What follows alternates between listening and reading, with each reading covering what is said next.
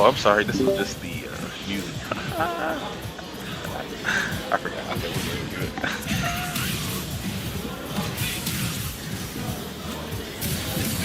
I got next.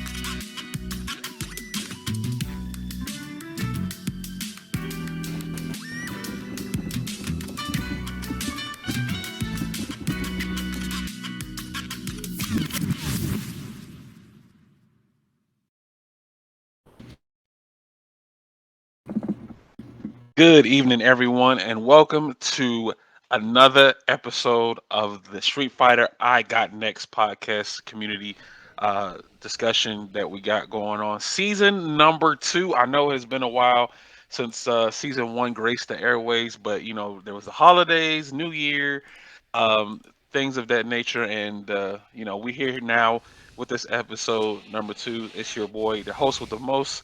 The man without the RSF plan, it's your boy Shadow Ace on the mic, and I'll be a moderator for this podcast. Of course, joined by my co-host on the production, making sure the vibes are smooth for your airwaves, Sir Retro, and of course, I always want to first thank Sir Retro for agreeing to host this discussion. The reason I assembled you all here today, this evening, is to get your views and opinions on the Street Fighter, five scene in the community, and an opportunity to discuss how you feel about your local scene and the game in general. The game has been out for about seven years by now, and that's quite a long time before next installment drops. We just got a few more months to go before showtime on that. And each of you may hold different views towards the game and the community in general. So this platform is just an opportunity to express yourself in a constructive manner. And let's first start off by getting our panel introduced for this evening. I'll go first. My name is Shadow Ace, Ed Falk player. um, been playing the game for quite a long time. Of course, first started out with Rashid back in season one, but then when Ed came out, I just gravitated toward that character because I was going through a character crisis, and I was like, you know what, I'm just gonna commit to that pick. So I picked the character, have been rocking with him ever since then. Um, through the ups and downs of using that character, and been here. Um, I'm a commentator, player, uh, podcaster, man of many hats here for the FGC, especially the scene here in Georgia. Here and of course, Sir Retro, talk to the good people.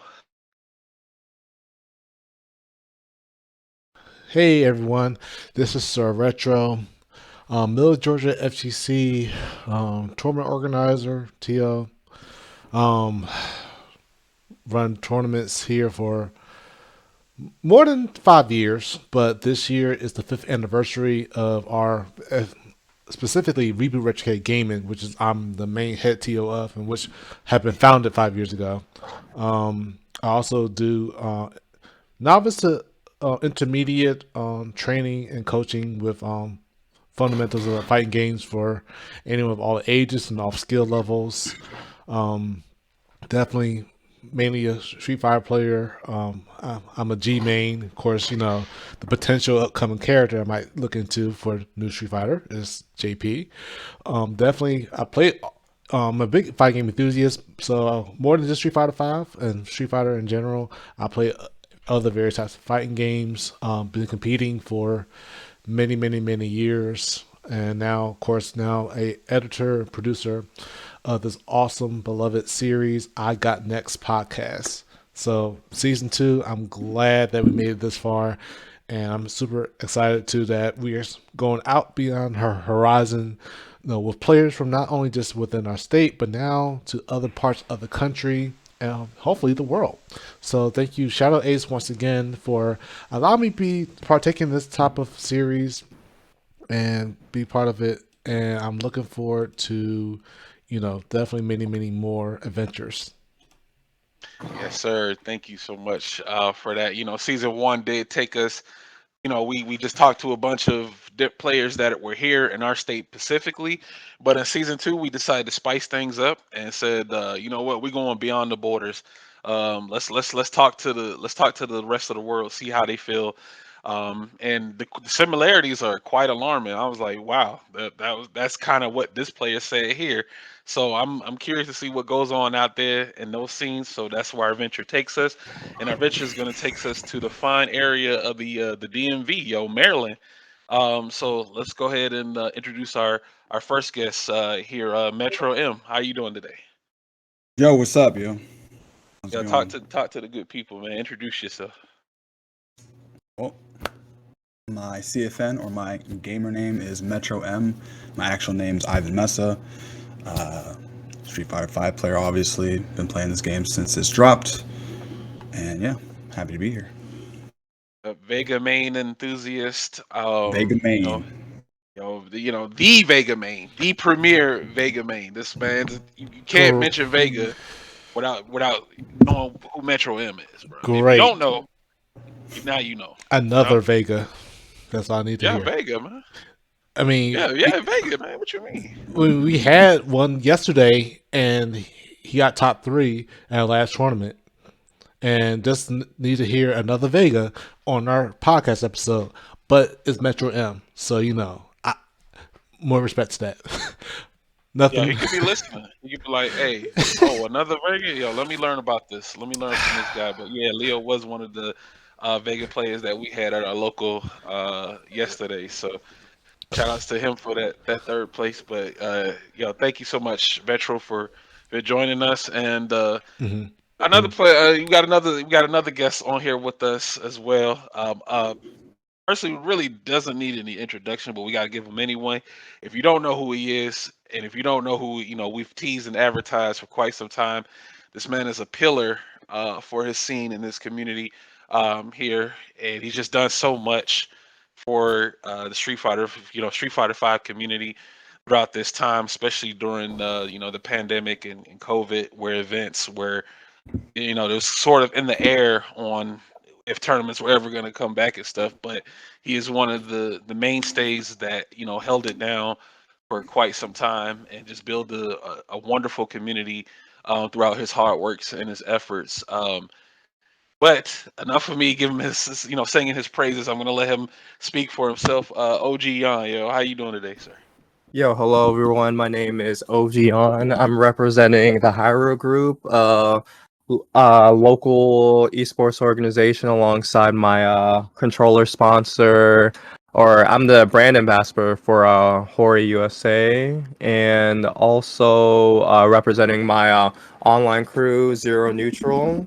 I'm a SF5 player. This is the main game I compete in, but I started competing in Street Fighter 4 with Ultra. been playing fighting games most of my life. Lived in Maryland the entire time, but been representing in DMV, which also includes DC and Virginia. Both the Xanadu Games venue in Laurel, Maryland, as well as the K Fairfax in Fairfax, Virginia. We used to have a local called Change the Game in Northwest DC, but that one has since shuttered its doors before the pandemic, though. But yeah, I've been I've been running brackets for a while just because tournaments were like kind of expensive, and I would get like a little bit of a rebate in a sense from, so kind of lessen my tournament costs down, and I get to learn the player base and stuff. So I started with like biggie events, and also your area's events with final round was helping that out for a while. The Fall Classic as well, which is I believe that's where I first met you, Shadoways, when we were 2016, the Hall Classic, when we had the it was either Hallway 2016 or bracket. 2017. Yes, the hallway bracket. We were in the middle of what was it, Hurricane Irene or something like that, and then the power went out. I think I was playing Third Strike at the time, and then there was also like SF5 going on, so it was a good time and stuff. So I remember you from your Rashid days, and I'm glad to see you found your new home with Ed as well as Falk. But yeah, it's been pretty lit and stuff. I think this is my first time meeting you, Retro. Mhm. I believe I met Ivan after I actually met Shadoways, because he wasn't coming out to his local till like I want to say season 3, like 2018, I'd say. When Vega he had got like V skill 2, I Oh, think, or is like season 4 is when he got V skill 2. I think But season 3. yeah, season, yeah. So it's been quite some time and stuff. But yeah, Metro Ivan, he's been leveling up and stuff a lot. I'm super proud of him. Like what, 2020, he got top 2 in the CPT NA East region, so that was really sick. So I'm really happy to see how he's Congrats, come along as a congrats. player. And then in that same time, I started running online Street Fighter 5 tournaments called Battle for the Bruce Lee. I ran that. Actually, I just finished my 100th tournament for that a week ago. So yeah, there's been some breaks Nice, here and nice. there, but life happens, and the people wanted to see the online tournament thrive. So honestly, it wouldn't be possible without people like Shadow Ace, who actually commentated for me a couple times while I was like definitely struggling to find consistent commentary. He also competed in a bunch of them too. So everything like helps and stuff, like whether you be a viewer, a player, a commentator, or even a bracket runner and stuff too, because it's like even if I'm running the event and stuff like that too, it's not made possible without the community and stuff. Because I mean, you know no one could show up, and then I wouldn't be able to have a bracket to run, so I would just have a stream and just be okay, I guess I'm running ranked again or something like that. So I definitely wanted to do something for the community to give people, not just the top players, but I wanted everyone from every um skill bracket, every region and stuff too, that we could honestly play against, because understandably there are some people that are a little bit too far away, and it's not a very enjoyable time, and it's not as productive, I feel like, too, when you have to one deal with the player skill and then matchups and lag, all that other stuff too. So definitely I try to do what I can to do something consistent for the community, because I feel like that's the best way to grow. It's like going to the gym and stuff. You just gotta keep working at it until like it makes sense to you. For sure, man. Definitely do appreciate you guys for, taking your time out of your Sunday evening to join us in here for this episode 2 of this new season. We're trying something new with filling out some Google documents instead of having to DM and coordinate with so many people, which was kind of a pain to do in season 1. But I'm glad that you guys responded back and organized to get this done, and I do appreciate that so much. So we're going to go ahead and get started on these a couple of panel questions that I have going down here. But before that, the door is still open if you guys want to um, book a session here with us. We more than love to have you talk about your scene, talk about your thoughts, what you think. I believe the Google document is in the chat. I would have to get the link and post it in there. But for right now, again, I'll post up on our social media about, we still have openings if you want to get in and talk about your scene. But for right now, we're going to focus on the Maryland scene and what they got going on over there. But yeah, last time we had Philosopher from the Kalamazoo, Michigan area hold it down for episode 1. And, as an esports coach, we got to hear a lot about the different practices and his thoughts and opinions on things. So if you missed out on that episode, you could check it out on Reboot Retrocade Gaming's YouTube channel on that playlist, and it also have the link to season 1 if you want to check out those episodes as well. So Mhm. we're gonna go ahead and dive into. Oh man, there's a lot to discuss. Oof, okay, um, very very important controversial topic. It's been a discussion for weeks. Jan, you may have addressed it. Metro, I'm sure Mhm. you've heard about it. Yeah, Retro, you probably seen it too, being discussed as well. Mhm. Just off of conversations and hearsay and this, that, and the third. But I gotta ask this question. I don't know if the chat is ready for it. Okay, here we go. All right. Pizza on pineapple. Make me Pineapple on nervous. pizza. Yes or no? I gotta Bro, know. mix. I gotta know. I have Mix. to know. We gotta. You got mixed. You Yes. got this mixed. Yeah. Yo, I, of course, of course, we, the ad we, player, the ad Falk Rashid player, former Rashid, of course he's hitting us with a mix early on. I think pineapple on Definitely. pizza. I mean, it's not criminal. Like I think people overact and stuff. I mean, it's food, it's Mhm. edible and stuff. It's not gonna make you sick, and it's not disgusting and stuff. It is very unique because you have the citrus, you have the sweetness and stuff like that. It's enjoyable. But for me, it's enjoyable in moderation and stuff, as with all good things and stuff too. Because I mean, like, who doesn't just love like just a classic pepperoni or cheese and stuff like that? But granted, it can get boring, it can get played out. But that's why you eat other things too. But pineapple on pizza, I mean, it's not criminal and stuff. I think people definitely overact on it. It's good. I don't like it. oh, Metro just said he don't like it, bro. He doesn't approve. He doesn't approve of the pineapple on I've been pizza. trying pineapples in my tacos. That's kind of my new thing. What? But Pineapple yeah, on yeah, tacos? I Well, I have mean, yeah. never there's heard of that. It's, Alpa it seems, store it seems that's actually legit, it's cooked with the legit. pineapple and stuff though. So it's Yeah, mad good. It's kind yeah. of like that though, but it's like different flavor wise. Cause pineapple on pizza is like definitely gonna be very sweet forward and stuff like that. It's chunkier too. Is the other thing. Like when you get What it you're on saying is Alpha Store, it doesn't it's belong shaved. there. No, it's okay. But like pineapple by itself, pineapple is an S tier fruit, alongside mango and guavas and stuff like. Interesting. So the pineapple is it okay? So on the tacos, is it that is it with pulled pork and then the pineapple on it, or No, it's like not. what do you put in it? What do you put in the taco with the pineapple? I need to know the tech. Matcha, do I need to explain it, or you got it? He said, how does the pork come on the taco and stuff? He's because he's not Like familiar with this. what are you putting on the taco in addition to like with the pineapple? Like what goes with the pineapple on the taco?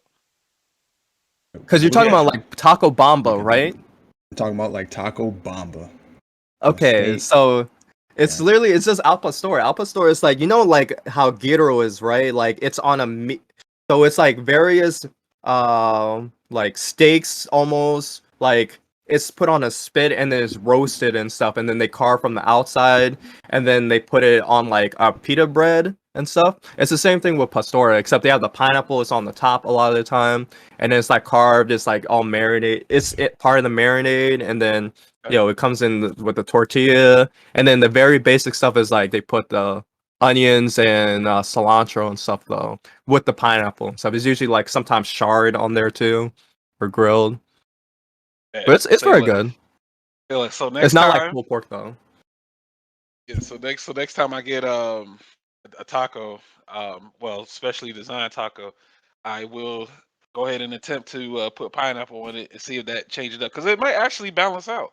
Balance out. Like if it's too salty, then The pineapple, the sweetness from the pineapple, that could from being acidic, that could help it out on the taco. So okay, all right, I'm gonna make sure of that. Yeah. But Yeah. Kurt, Retro, what do you think about pineapple on pizza, man?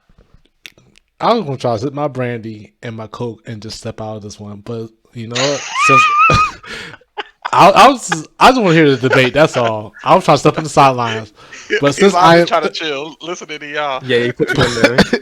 however, since that's be said, I'm the type of person that actually does not have any type of discrimination on certain types of food, and I've tried any type of combinations. With that being said, pineapple on pizza, I enjoyed very early on since a teenager because in Philadelphia they had crazy combinations of food on pizza, and I was very skeptical until I tried them. And pineapple on pizza with ham, whew, it was refreshing somehow. Mm. I thought it would be nasty, but it's refreshing. So yes, I like pineapple on pizza, but pineapple on tacos though, I'm very curious now. Yeah, Oh, you yeah, guys haven't we had got Alpha to. Store. Oh man, We gotta look that pull up up. to the DMV. We'll get you right. We have a Bet. couple of these All right. local taco chains and stuff like that. But Look, like, I think there should be taco trucks and like street tacos all around like Atlanta. I feel like they would make a killing because the weather is pretty nice around there. But I know you guys are Yeah, very much more southern and stuff too. But I feel like there's a good like Latin community in the area, so there should be. yeah. We would we'd have to travel out to certain areas to go out to yeah, get those tacos and probably hit up a truck that's like in a city or Mhm. something. But for the most part, I've like even the ones like even trucks that I've seen and like certain spots I've seen, I have never seen pineapple being with What the it taco. was because you gotta. It's not you're looking for pineapple tacos. It's pastor. Like Al pastor Pastor, comes with it, like hmm almost al always. pastor. oh yeah, Yeah. yeah, Okay. okay, Because it's like reddish. It's like it's got like a adobo marinade and it's like red slash oranges and stuff. It's mad good though. okay, Okay. Say Yeah. less. All right, bet. But you brought up Pennsylvania, with yeah, Philly.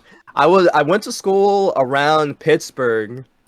really, What they would do is they would make like a cheesesteak, but it would have like fries in there and then coleslaw. yes, I know. And Oh it my was gosh, actually kind of busting because I hate coleslaw normally, and I was like, damn, this is kind of good. It's got like an interesting texture to it and stuff. Like it's fire though.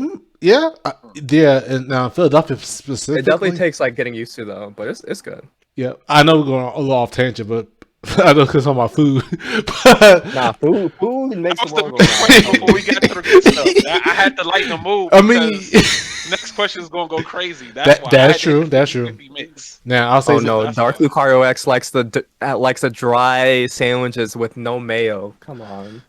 Mayo is literally just eggs and stuff, bro. Eggs, like dairy and stuff, bro. That's on like a lot of things. Aioli. I know yeah. you guys be asking for the spicy mayo on like sushi and stuff like that. Come on, let's be grown out here. Wow. So you don't like mayo, yeah? Oh, I do love Oh mayo. man, Mayo's bro. good. But like this guy Dark Lucario is hating on the mayo. I mean, It's real. yeah. I'm on both chats, Metro. Oh, I we mean, on multiple chats right now, so it's oh Yeah, like we Lord, dual streaming. oh Lord. But yeah, no dry sandwiches, please. Yeah, you got to make sure your sandwich is But I seasoned. do not like Miracle Whip. It's like I don't know, it's so sweet, man. I don't mess with that. Yeah, I think Regular mayo is I can mess with that. fair. Okay, what's the But spicy part? yeah, let's get into the spice. We talk about the seasonings, we talking about the sauce, but we got to Oh, address. Old Bay seasoning. Yes. Oh, Yeah. Old Bay. There it is. You gonna bring up? How you gonna bring up? You bringing up Old Bay? You gonna Yeah, bring up There Old it Bay? is. When they charge you $6, Came to the Bay $7 area, a bottle, Old you gonna bring Bay. up Old Bay? Old Bay is king, baby. bro. Nah, I Yo, don't know put what some happened. Old Bay on your fries. Yes, What else? yes, You can put it, yes. Where else can you put it? I mean, you can put it on Chips. your seafood. I've never had it on. Oh Chicken. yeah, chips. Chips is good. Yeah. Chicken. I've never had it on chicken yet. I do need to try that though. You need it. Honey Old Bay wings. Yeah, it's Yeah, that's amazing. pretty bussin'. Don't y'all got crab chips up there? Yeah, we do. Yeah, Yeah. that's with the Old Bay seasoning. Dude, Yes. We don't got that down here. We don't Oh, got no. no, living up north, man, and living there by Maryland. Yes, sir. I mean, you can make your own Old Bay chips, crab chips and stuff. All you gotta do is just get like some Ruffles or like Yep. Mm-hmm. because I mean it holds the seasonings better. You just put like a little bit inside it, just shake up the bag and stuff. You know, it got all the air inside there anyways. You got plenty of space It and holds, stuff. So yeah, it holds in the groove of the chips. Yeah. Mm-hmm. yeah, it's pretty fire. Yo, add pineapple to it, yeah. Pineapples too. Actually, you know what? I think Old Bay would slap on some pineapples though. You know, like the little savoriness to it, a little bit of spice to it. You You know Wait, know, what? Obey on You know what? pineapples? Wait a You know minute. what? Hold and up. you You could know try what? watermelon. No, there's tahini on fruit. There's Yeah, it's tahini. like that. I actually have bottles of tahini because of my girlfriend. Okay. Yeah. So yeah, we discovered all types of new little side dishes and stuff like that, man. But all right, we talk about dressings and flavorings and seasoning stuff, but we gotta address this next topic right here. So I was All talking right. about very controversial things of that nature. Obviously, it wasn't the pineapple on pizza. That was Right. just to lighten the mood. But we have to address the Arturo, man. Mm-hmm. Over the last couple of weeks, very strong topic here. Toro Sanchez, Tia Saban and Rossi Furby. The whole situation, the Maturino skimming from the pot, mishandling funds. Art does the stream.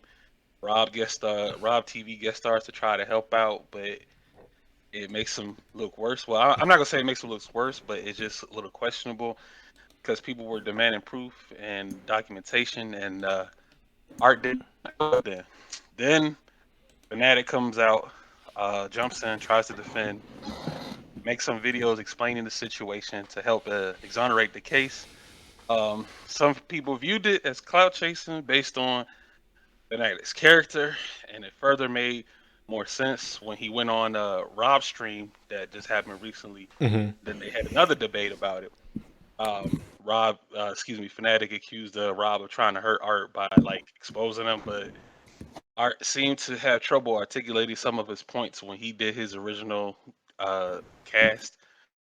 But basically, a lot of people were just losing confidence on Art's side, saying that he stole money. But then weeks later, here come the Art's actually a good guy. I apologize, Art.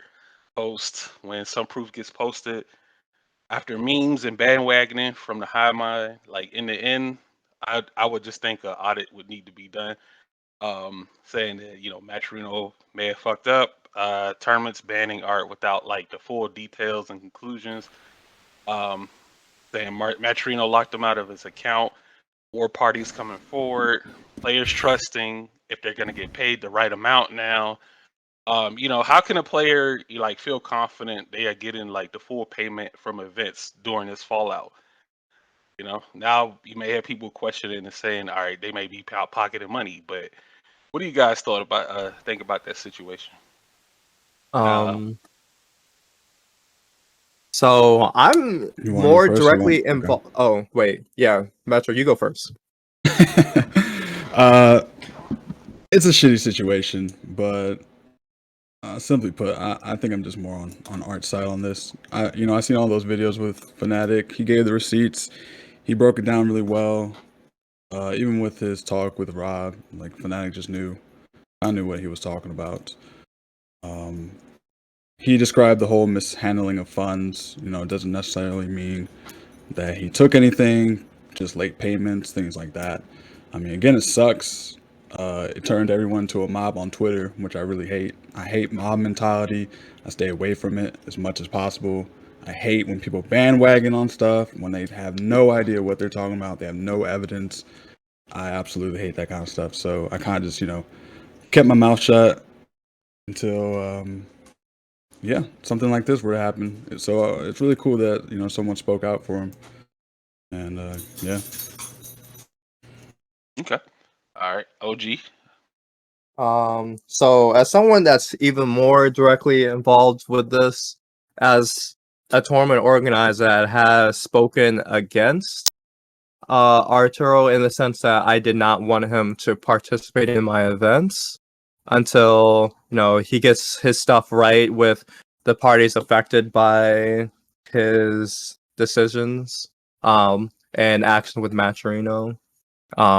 Pretty much the way I see it as someone that uses Maturino on a weekly basis. Bro, it takes 1 minute to pay people out. There's absolutely zero excuse for that. It's not your money. It goes straight to the players.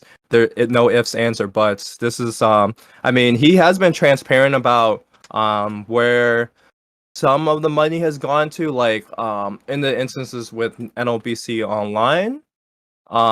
He definitely made it pretty clear. I did notice that it did change at some point from like half of the pot going to next level, because we were literally competing there and supporting their venue, because next level is like like this mecca for East Coast FGC, or even just North American, US, like globally, because a lot of evil champions have been made there throughout various games. So definitely the New York scene has definitely been a pillar in the community, so we definitely do what we can to support them.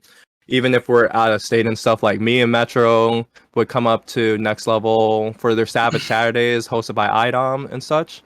So like on a monthly, we haven't been lately because Metro's not feeling the game like that these days, but I still respect his decision. So he wants to be a ranked monster. But back to the point though, with Maturino though. I mean, yeah, some players might make it difficult to make the payout, but I mean, like even in Metro's cases, because he's kind of the guy that I have to go and chase down to join the Maturino sometimes and stuff.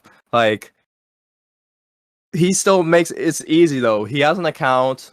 You can log in through multiple means and stuff like that. So like for him to take that long is like, even with personal stuff, I mean, let someone else do the job and stuff. Like there's literally no shame in accepting that you're too in over your head, which might have been the case and stuff. I don't know him personally. I've met him multiple times, played against him. I mean, he's been an alright guy in person and stuff like that. Other people might say differently about him. But yeah, I mean, there's just no excuses on that. And I mean, he might have been locked out and stuff, which I could believe and stuff too. But I mean, I kind of just wish that he did defend himself, because I mean, he did try to and stuff, and then but I mean, he went live, and which is not something I would suggest, especially if there's people who are quote unquote slandering you. I would get a lawyer and stuff. I don't know why he doesn't have a lawyer,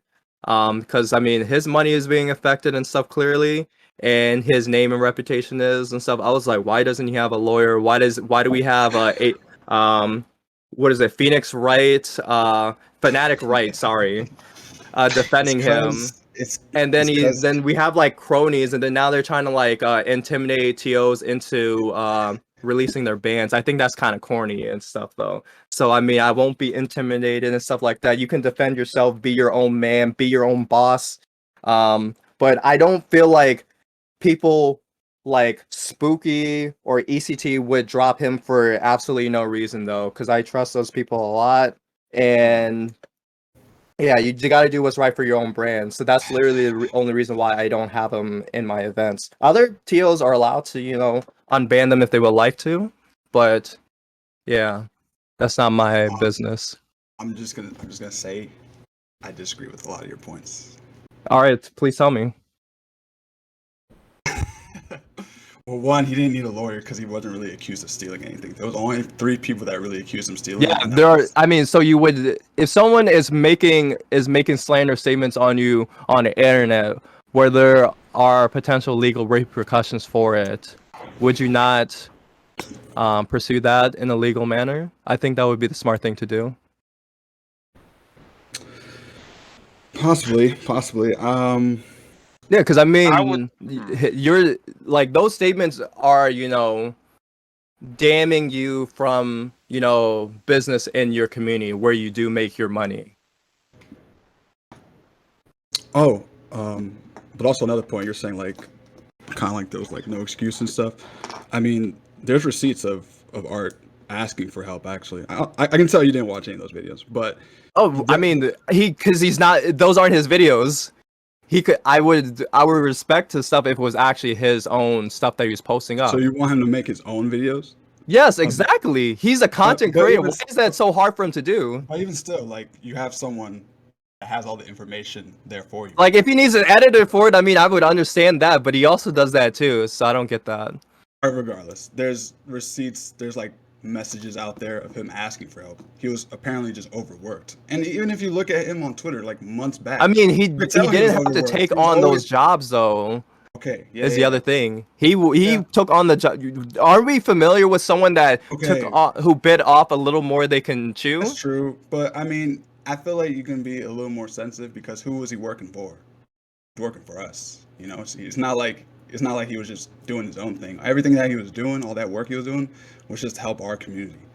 So I mean, For him to get paid, yes. Yeah, I He mean, was yeah, getting that's a positive. That's a positive He way of is looking at doing it. stuff for the community, but he's also getting paid off of it too. well, apparently, I mean, there's that whole thing with Matt Torino not even paying him. So he was still. I mean, he was their ambassador, but then there's also, yeah. I don't know what his contract was with them. Work for. I mean, there's still a lot of gray areas, like a lot of things that are not brought to public light, and a lot of people are going off of information that's what's available, and they're addressing the situation how they see it. So because of the some of the variables are missing from the equation, people are just going to go to the conclusion that this is actually happening and this is actually happening until they see that particular evidence. Now, you see on social media, mainly Twitter, that people are starting to quote unquote artologize, basically apologizing. Oh, I'm sorry, Art. You really are a good guy. This, that, and the third and stuff like that. Oh, I remember when he paid me out on time and stuff.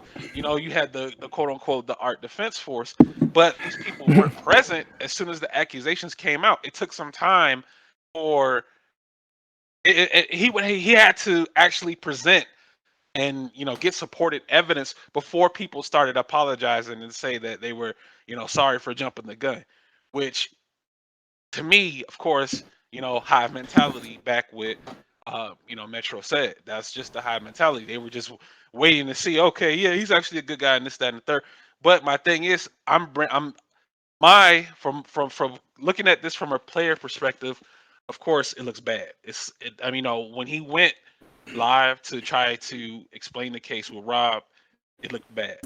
So going off of that, I mean, there was a lot of stuttering, a lot of murmuring, there was a lot of uncertainty. Question, answers were being dodged and stuff like that. So it didn't articulate well to what to what he was saying. So it made him look guilty. So based off of that video, you had people even in the chat saying, "Cut the feed, stop the video, don't say that, don't say nothing, this, that, and the third." And people were screenshotting that. People were screenshotting those comments that were in the chat, and that made it even worse. So, when you got people saying cut the video and stop and stuff like that, it's already a sign sealed and delivered that okay, now he's looking guilty. Now he's he did do it. He did skim off of the top. The only thing that I think he did admit that he did mishandle the funds. Said he could have handled the situation a bit differently, but because of that admission, that can be used against him still. Art could still be in trouble for that. The fact that it was a breach of contract with Maturino. So oh wait, he would still be in didn't trouble. they sorry to cut you off, but didn't they show that a lot of like even admins were doing that in Maturino? So and they knew that he was doing that. Like there's I think there's like receipts of messages of him going back and forth with people, and he's telling them like these things. Yeah, and then Like I have to pay this guy late or something, and they're like, okay, like it's cool or whatever. I mean, why does he have to pay anybody late? I mean, if it's from a player prize pool, shouldn't it just go straight to the players immediately after the event is over? That's how Maturino works. There tends to be issues with Maturino. Do you know how Maturino works? Well, I'm pretty sure I've broken it down to you guys. Like, ever since this has gone on, I've literally showed you guys me paying you guys out directly. Yeah, I remember that For, one like, the past time you month. were showing us how fast it is, but also Bum, who also I believe worked with Maturino, he even said Maturino fucks up sometimes. It messes up. So But this isn't about Bum. I'm talking about using Bum, Maturino. I'm there talking can about be a separate Maturino. channel for Bum You if we asked need to. you asked the question of why is it so hard to pay people through Maturino? That's what I'm answering. I'm talking about he even admitted, the guy that's dissing Art admitted that sometimes Maturino messes up. So that's why it's But hard to this pay has people nothing out. to do with Bum. We're talking about about Arturo. Maturino. You We're talking asked a about question. Arturo. It's about Arturo. We're talking I about the know. pillar in the community that introduced I'm Maturino using to him. us. Okay. Fuck. He was trying to say he Hey, was using them as as an example, It's an example, but it's not. This is not the but that topic. not but yeah, but we're trying to like If keep it you're specifically supposed to to be this. the warlord of Yeah. Maturino you and you asked. can't even do your basic stuff, there's a lot going wrong here. Nah, but there's stuff with international players too. Like a lot of them don't have Maturinos. Like Kudo? You think Kudo doesn't have Maturino? Kudo been eating off Maturino this all of 2022. He Anyways, definitely knows yeah, about there's a Maturino. bunch of international players that don't have Maturino, so they had to do like a lot of workarounds. There's a lot of reasons why you can't pay people just immediately, and with all the work that Art had to do and all the tournaments he was running, I think it kind of makes sense that he would have been late on some payments. I respectfully disagree. Okay, that's fine. There's no excuse. It's literally part of your whole work ethic, which brought in a lot of things questionable about that and stuff too. This is why a lot of people are not doing business with them. And then that goes back Fair to, enough, and man. then again, We could disagree. somebody's history being brought into light as well. In addition to the situation, on top of that, makes it even worse. Even worse. You know, I'm saying that. Okay, I'm not going to use that as an example. If this person did not do as well or performed as their job as they should, and okay, all right, how can I say this? Um, if their work ethic wasn't as strong working previous events, people are going to bring that up. They're going to bring that, anything they could find as far as dirt goes. They're going to try to add dog palette onto the situation. And again, it makes it even worse. At the end of the day, you just have to basically wait for the case to play out, saying that Maturino messed up. No, Art is the one who messed up. Art did, there were some issues going on in regards to that. Um, and it does sound like excuses as to why certain things weren't done, and it looks bad. It honestly really does look bad on his end. Of course, you got people that are on Art side, like Metro said. Art, he was on Art side of the situation, and then you have some people who are just saying that he's not innocent. He's not innocent, stuff like that. Again, this is still can all of this can still be brought up against him. I That would is just true. say, yeah, I would just say just an audit would have to be done from like previous events as well. And then the rabbit hole can go even deeper because if people already knew that, things were getting skimmed off at the top, and why weren't those situations addressed when it happened the first or second time? If people already knew that was happening, people behind closed doors, they know this information, but they're not going to say anything about it. Like that doesn't make sense. Like if you know that this person shouldn't be doing this with the player's money, then it should have been stopped right then and there to avoid it from becoming an issue. But no, you knew that this was happening, and you didn't address it. And then now we're getting this nuclear fallout of, well, he's been doing it. How long has he been doing it? How long has this been going on? Why are we just saying that? Why are we just now bringing this information to light?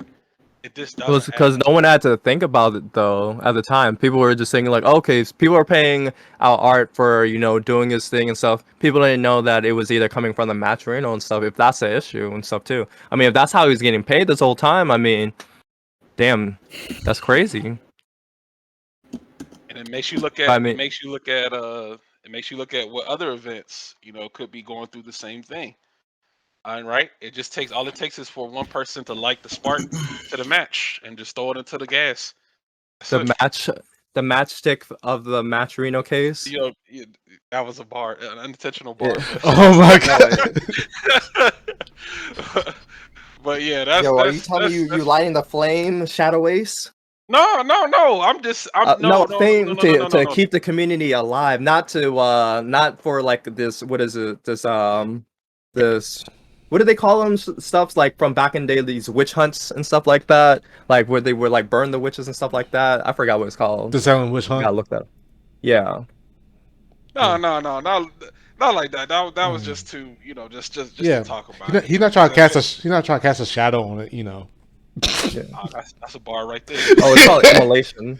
Oh, We got yeah, one. yeah, Just yeah, came yeah. out the cut with that. Nah, look. We just saying, base. I'm just going off of how it looks coming out from a player perspective. Of course, not all the details are being brought to light, and again, you got people Very think, true. yeah, you got people thinking this, that, and the third. So, in other words, we would just have to wait to see how it plays out. The end conclusion Exactly. of the results. So once you get the results of the case, but I will say I will say, Spooky dropping them, and that's kind of like a huge red flag. But we'll see what happens. We'll see what happens. But before we move on I, to the next I think topic, y'all it's got it. Go ahead. Go I ahead. think it's a preservation of brand thing though. I don't think it's anything personal, really. Because I mean, people. It's like, people have late fees. People don't pay their credit card bills on time. I mean, it's bad on you and stuff like that because that messes up your credit. But like that's your bed you gotta lay in and stuff. But I mean, like even when it comes to like the FGC personally though, like all right, if I'm joining an event, do I want to join an event that I know that Arturo is on, and then I know I'm not gonna get paid until like the summer? Like if I play an event in January, I'm not gonna pay till summer type thing and stuff like that. I mean, he's not the only one to have done that with like, because I know like I've heard people takes them a while to get paid out by Red Bull or whatever and stuff like that. Like it goes through like You said? another Oh, I'm sorry. financial hole and stuff like that too. But Match Arena, it's like it's literally the money is right there. You donate your money, you redeem your promo codes, you buy something from the shop, and then you log into your account and then you join the bracket and then the TO pays you out. It's not the same thing. It's not like that, I don't know, crazy and stuff like that. Like yeah, they do tax you when you reach a certain threshold and stuff like that, so you're good with the IRS, but that's about it and stuff though too. Like a lot Yeah, of the that's money is not even guaranteed, and then when the players do get that and stuff too, like it's pretty exciting. It's like, hey, I could make like $600 or like $300 and stuff like that from just playing in a tournament for like what 2 to 4 hours or whatever. Like I don't think it's right to gyp the players on that and stuff, or giving them the run around and stuff too. That's my personal thing. So it definitely, I feel like Spooky doing that is like is to protect his brand and stuff. And Spooky is like he's been not as involved with the scene and stuff too, but he still cares about us and stuff too. So like I think like that's me or preserving my own brand by not allowing him and stuff until he gives us like some substantial information to explain all that stuff. I mean, he did say like, yeah, like I was late and stuff like that, but I mean, it's like can't have you doing that and stuff to the players and stuff. You feel me? Because that does just support whatever their claims are against you. mm. And that yeah, again, you bring up a really good point about tournaments not paying out. Oh my goodness gracious, that's another one. That we'll have to Yeah, I take mean, it's time not on. something new in the community. We know like we either get it out like either that day and stuff like that, like at big events where they pay you out in cash, which is sick, or like sometimes it might take you like a week, sometimes even more, and then you never know and stuff like that. It's just like, huh, okay, am I gonna get paid? Am I gonna get paid? Am I gonna get paid and stuff like that? And it's like that's crazy. It should be just a simple streamlined process of, hey, you want an event, here's your payout, boom, bam, thank you, ma'am, you're done for the day. Now go enjoy the rest of your evening. But unfortunately, there is a lot of red tape that's been, especially with bigger, large events, because I think like you said, once you meet that certain threshold, then I think that's when tax forms have to come into play, and companies have to file those out, um, and that. But yeah, that's another thing we're going to try to go over and discuss. But before we move on, did anyone else have anything to say about the art situation? Uh, I'm cool. Good. Okay. All right. Cool. Cool. All right. So we're just gonna mosey on down to the next topic that we got here. I'll circle back to the tournament thing later, but let's talk about this Street Fighter Six, the second beta, the aftermath. You guys, if you guys had a chance to, did y'all get into the beta, the second beta? I got into second beta. I was in the first one. I don't think Metro got into the either of them though. I had a friend that had it, and I just played it at his house, but I didn't get the proper training like everyone else did. Played like what, like an hour max. Oh yeah. You with any game, you really have to put in a lot more time and stuff. Like I'm playing KOF right now, bro. There's so much I have to catch up. I have to like catch up like almost a year's worth of what people have been grinding out since the game launched and before that. Because I was like, man, I'm not gonna play the betas. I'm gonna play the game right when it comes out and stuff. I'm sure I'll like it then. And then I'm like, damn, this catch up game is beating my ass. For sure. Did you guys like when y'all were playing it? Did you have any feedback about the game? I know from the second one that they one of the main thing that they were changing. They was like level one supers. They were no longer projectile invincible. I think they had some character move input changes, and they had like some quality of life adjustments and network performances. So I feel like the game is like changing. You know, it's going to change within each beta that comes out before the launch. So whatever you guys may have played during the beginning, the release game might be a completely different experience. So with that being said, did you guys have any feedback about it, like while y'all were playing? Um, So it definitely, I noticed with the first beta test, the netcode definitely felt much smoother. Maybe there's just more people, and maybe people that didn't have really good internet connections and stuff like that. But I remember like I felt like playing against people on the West Coast and like overseas wasn't as bad. But then I start playing, I'm like, damn, this kind of is terrible. I don't know if I feel like this is gonna be the move and stuff, but. Yeah, they could have changed some things about the netcode and stuff, but I mean, for the most part, it's still better than SF5. So you can't be mad. It's like like yeah, like you still can't maybe play tournaments with people overseas, but or like across the country yet. Um, but I mean, there was a lot of money put into tournaments over that weekend, and Christie won it all and stuff. I mean, he's been a phenomenal player since like Street Fighter 4 days and stuff. And Hmm. he's even a third strike player as well too, so I give him much respect and stuff. There's been a lot of people saying like, yo, he's on that crack pack and all that. They call him a crackhead, crackerjack, whatever, knick knack, paddywhack, give a dog a bone, whatever. Uh, corny name they're trying to give people for playing that. I mean, Right. honestly, like Capcom hasn't done anything about it, so that doesn't really, discourage people from doing it. So it's They like, did do it's something. like if it's like we're in the Garden of Eden type thing. Sorry for going into a religious route. I'm just remembering from my days as a not really devout Catholic, but like I grew up like in a Catholic house and stuff like that. But like you hear about like the Garden of Eden and stuff like that, and then the forbidden fruit and the tree of knowledge type stuff. That's exactly what the beta crack is and stuff though. So it's like, yeah, it's just like, I mean, it's literally there. They haven't really, discouraged people not to play it and stuff too. But I mean, they did send that very clearly written email that was like, "Yo, if we catch you, there's gonna be repercussions for it and stuff." But a lot of people don't care and stuff, which is like really sad and stuff. But I mean, I'm not trying to do anything and stuff too, so I'm just big chilling until the game comes out though. But I did learn a lot about the game though from like all the other scenes. Like I played Jamie, who's like a combination of the twins. and his dive kick is very much like Cammy's in Street Fighter Fives and stuff, and yeah, he's really interesting. I don't think it's as good as like Gal and stuff though, but he's good though. Like, I mean, I feel like I learned a lot from watching like people in France, across Asia and stuff like that. So that's what I like about the new games, introducing new tech and all that. Yeah, there were a lot of Street Fighter 6 beta tournaments over that weekend, and I think they had like over 10K in concurrent like Twitch viewers, and I think at one time it had peaked at 21 K. There were a lot of tournaments too that weekend. You know, the Castle Mhm. Bunch, the online pizza party thing.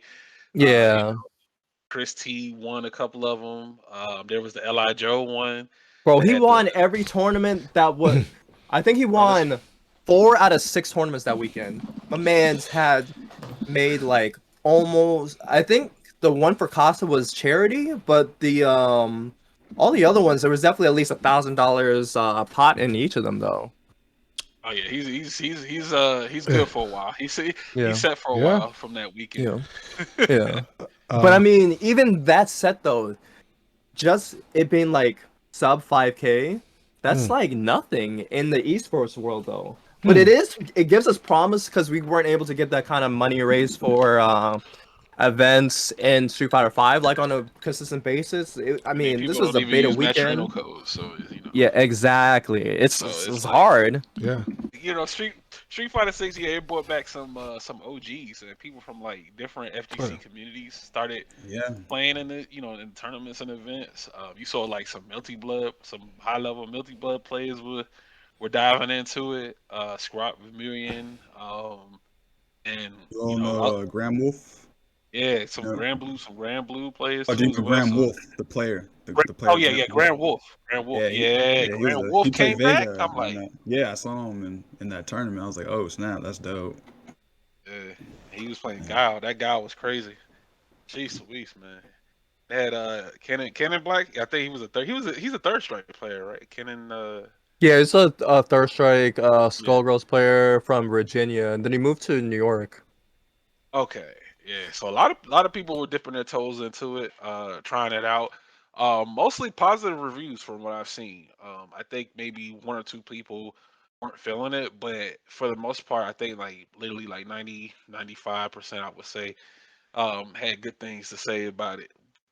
So if something's too good, is it too good to be true? That's an interesting question. So remember what they changed into the second beta. They had a couple of really good, interesting changes from the first beta. So we're more than likely we're gonna get another one, probably announced after Capcom Cup finals. Probably possible spoiler there, but yeah, so it might change again. So we'll see.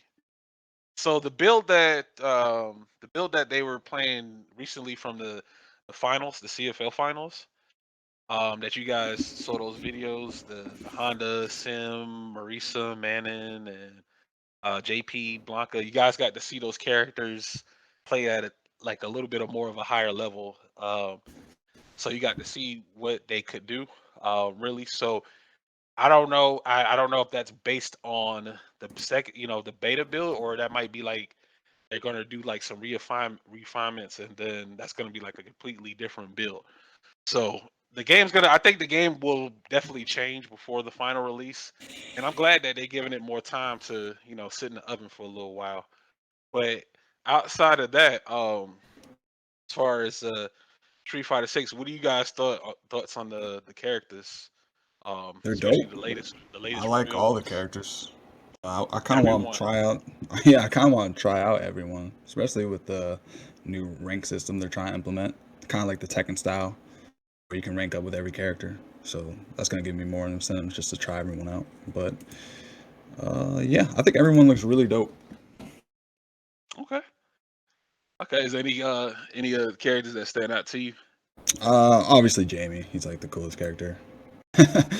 um, I do like Ken. Ken looks so dope in this game. Chun Li, just because she kind of plays like Vega, and sadly Vega's not gonna be there.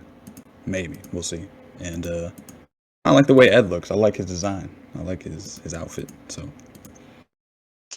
Okay. There's a little something there for everybody. What about you, Jan? What characters are? It's based on what's Uh, revealed so far. What you got? um, I'm still gonna play Jamie. Manon, I hate her animations so much. She She does looks not. weird. It looks odd. It looks unnatural. It looks like I'm watching MKX all over again. I'm like, bro, this looks weird and freakish. Yeah, because And I don't know if that's her sweep that like in that Manon video. Like, I don't know if that's a special move or a sweep where she just like spins around doing a split. Like, it's just like her limbs. I guess it's because she got long limbs. That's why everything looks kind of awkward animation wise. yeah. But yeah, I can see Metro just shaking his head and stuff. He's just like, yo, why does Jan have to hurt me so much? I'm sorry you like. I mean, MKX isn't that bad. It could be MK11. I mean, we'll see. But We'll see I what happens. definitely I like everybody else, but Manon though she just looks weird. Like her throw looks bad. And as someone that plays grapplers, I mean, I did start fighting games playing grapplers, but I'm just like, man, this does not look like something I would want to play.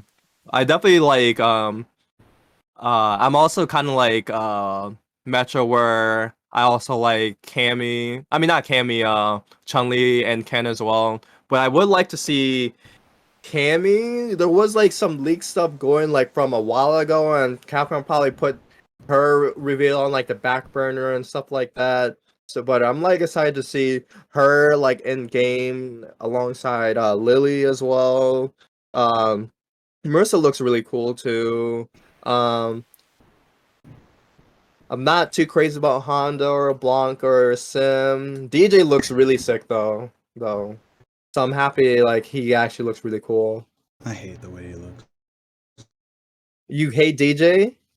I like his moves. I just hate his design. Y- You Is it the hate smiling? Maximum Impact? It's just the smiling. Is Hey! His, that what it is? his design's just too. It's kind of too silly for me. But I get that's supposed to be the point of it. But I I don't don't think know. he's supposed to be silly. I think he's just, he's all about having a great time. He's happy. And he Yeah. got Sometimes paid. and He got sometimes paid you out on act time for silly He's when you Metroid. do that. yeah, he made it he made it big as a musician. You hating on another man's success? Another black man's success? Come on, Metro M. I like this. Man. I like This is this. what Jan wants. He wants me. He's trying to bring this Yo, out. I just be baiting Metro every single day. He Like wants me to just when be we be like, on oh the my car god. rides, I'd just be asking him the most controversial stuff. It's like, so what do you mean by that? Yeah, that's what he's trying to do right now. He's trying to set me up. Yeah, I'm trying to set you up in front of all 85 of your viewers. Anyways, I don't know. I thought he looked dope, and it's kind of weird to say because I guess they're not very detailed. But I don't know. I like his Street Fighter 2 design. He just looks really cool in that game. It was a shame what they did to him in Street Fighter 4, man. That was so rude. I heard he was bad, but Yeah, I He don't was a know. struggle character. struggle for sure. Yeah, and then come we said that he needs DJ. You got to work extra hard, so we had to tone him down. I'm like, what? Nah, that was He rude. was already bad. What are you? What are they talking about? Yeah? But Yo, it, I think the last three characters left are what? Geef, Cammy, and Lily. yeah, Logan, Geef, yeah. Cammy, Lily, and then the other character, Aki, and stuff too. Oh, yeah, and then Logan. apparently it's supposed to be Rashid and Ed in the game as well. Oh, yeah. Yeah, but I think they're like DLC though. I Yeah. think like the season one pass or something. But it's odd since Cammy was like one of the first that got leaked that they showed, and then that she's like one of the last to be revealed for the base roster. Like, It's kind of a smart move, I would say. why is that? It's kind of like, we're gonna save it. You guys, it's like taking their revenge. It's like, all right, since you guys saw some of this, I'm just gonna save this for the last now. Yeah, I could see that happening. Yeah, I can see that. Make the Cammy Does people anyone suffer. think we're gonna get more beta tests like with any of the other characters, or do you feel like we're just gonna be punished? I think one more. I think we're Because gonna. I know they have to test the characters to make sure that like outside of their alpha tests with like their own staff, but to make sure that everyone's not like busted yet and stuff. Yeah, Yeah, I I think we'll agree, get corn dogs. My man's spinning right now. but yeah, I think we'll get one more. I think well, at least I think we'll get at least two. I would say the reason why I say two is because I think the next one they may do another closed beta but with more characters, and then I think the one after that would be an open one. Or because think about also this. We don't have any information on the PS4 version. What happened? What happened to that? What It's happened to the true. PS4 I think version you're of that trying to game? push the new console and stuff too. I think because Oh God. yeah, they want everyone to switch to PS5 if they're not on PC or Xbox already. I'm Yeah, not that's doing what it. I'm saying. They don't want to push like they keep saying it's for the PS4, but the PS4 crowd is Bro, wondering, people you know, are gonna play SF5. I mean, not SF5, SF6 on PS4. Those PS4s from like the second gen, they're gonna catch on fire or they're gonna fly away to the moon, bro. Like, I'm not, I'm not saying it's that going you gotta it's gonna drop break. like big bands and all that, but like, man, Yeah, it's time that's for the next thing gen. can't even handle it anymore. And when you play on it too, it's just too many inconsistencies in terms of input lag as well. It's just like you're gonna set yourself up for failure, but at the same time too, for tournament organizers, how do they keep the cost down? I mean, you have places like what is it? Thanks to DTN, there is who is it again? It's not Acer. It's damn, what is is it Lenovo? Like they were Lenovo? the spawn. Yeah. Yeah, I think they were the one doing the they're the PC sponsor for the event. Um let me cuz I actually do have the flyer somewhere in my downloads DTN. Like But I did what are hear that TOs gonna be doing? they did it's MSI actually, sorry. It was MSI. They started doing like some PC rental service, kind of like how a gaming generation does for consoles and stuff like that. So, maybe we could start seeing it pop up in more events so we could get like more offline PC stuff though, outside of like next level. Hmm. Where Yeah, offline? none of the players Let want me to play get on PS4 too, like Ultimate Weapon said. That joint yeah. is garbage. I Toasted. mean, you adjust to it, but it's like you gotta go home where you play on your PC that you spent like uh 2 bands and a half maybe on, and then like you gotta go and then play on like lower refresh rates and stuff. Oddly enough, because Art been preaching that good hurts or gospel and stuff, and now we got that information from it, and shit happened and stuff. So it sucks. But yeah, Jeez like Louise. we tasted the future, and like we don't want to go back to the past. We don't want to be caveman no more. It's time to evolve. Time to go to the next gen consoles. Yeah, That we was got this we got digivolve.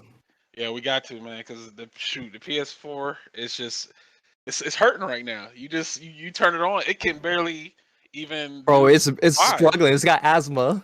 Yeah, it can't breathe, man. And the COVID has COVID, but so I think that might be the. I mean, what about Xbox Series? Like the Xbox Series S, I heard that because it's We cheaper. played on that at the cave actually for KOF and Sam Show and stuff. We even streamed on that. It's actually pretty cool.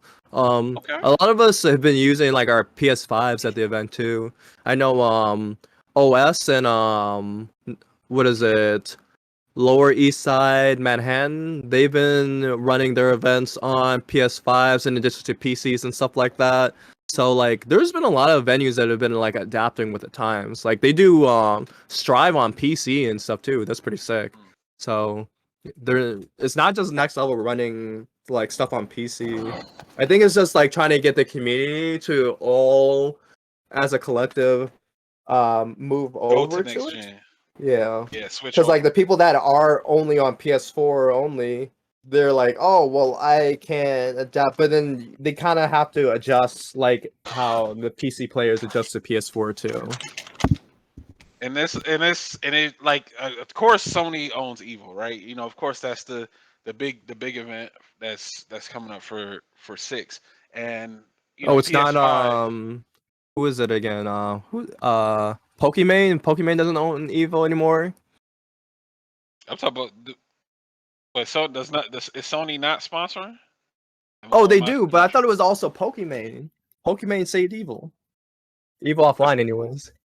that's the Nah, I'm just messing with you. that's how I was about to say because I was like I'm trying to see because TOs they got to figure out a budget for getting in these consoles for these new games. Of course, Tekken 8 is making the complete jump to next gen. It's like they're not even trying to touch the past consoles. So get that out of here. We're not doing no PS4. We're going straight next gen. So that's why I'm kind of was confused. Is like what is going on with the PS4 version of 6? I don't know Like, why they're are they? doing that. Yeah, that's Yeah, what I'm it's trying. really. Yeah, I think they might just scrap it or something like that at some You think they'll point. scrap it? Could. It could. Hmm. Other companies have done it before. They say they'll do one thing and then, yeah.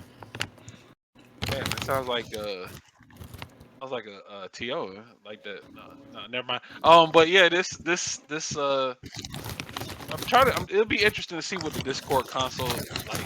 What Discord we're gonna take here as far as like what tournaments are going to be ran on which consoles, because even then if it's on one console you might have to get a converter to like play your stick or your pad on that, and that's It's a gonna whole be nother like the thing. good old days where we have 360, PS3, and whatever other tournaments going on all at the same time.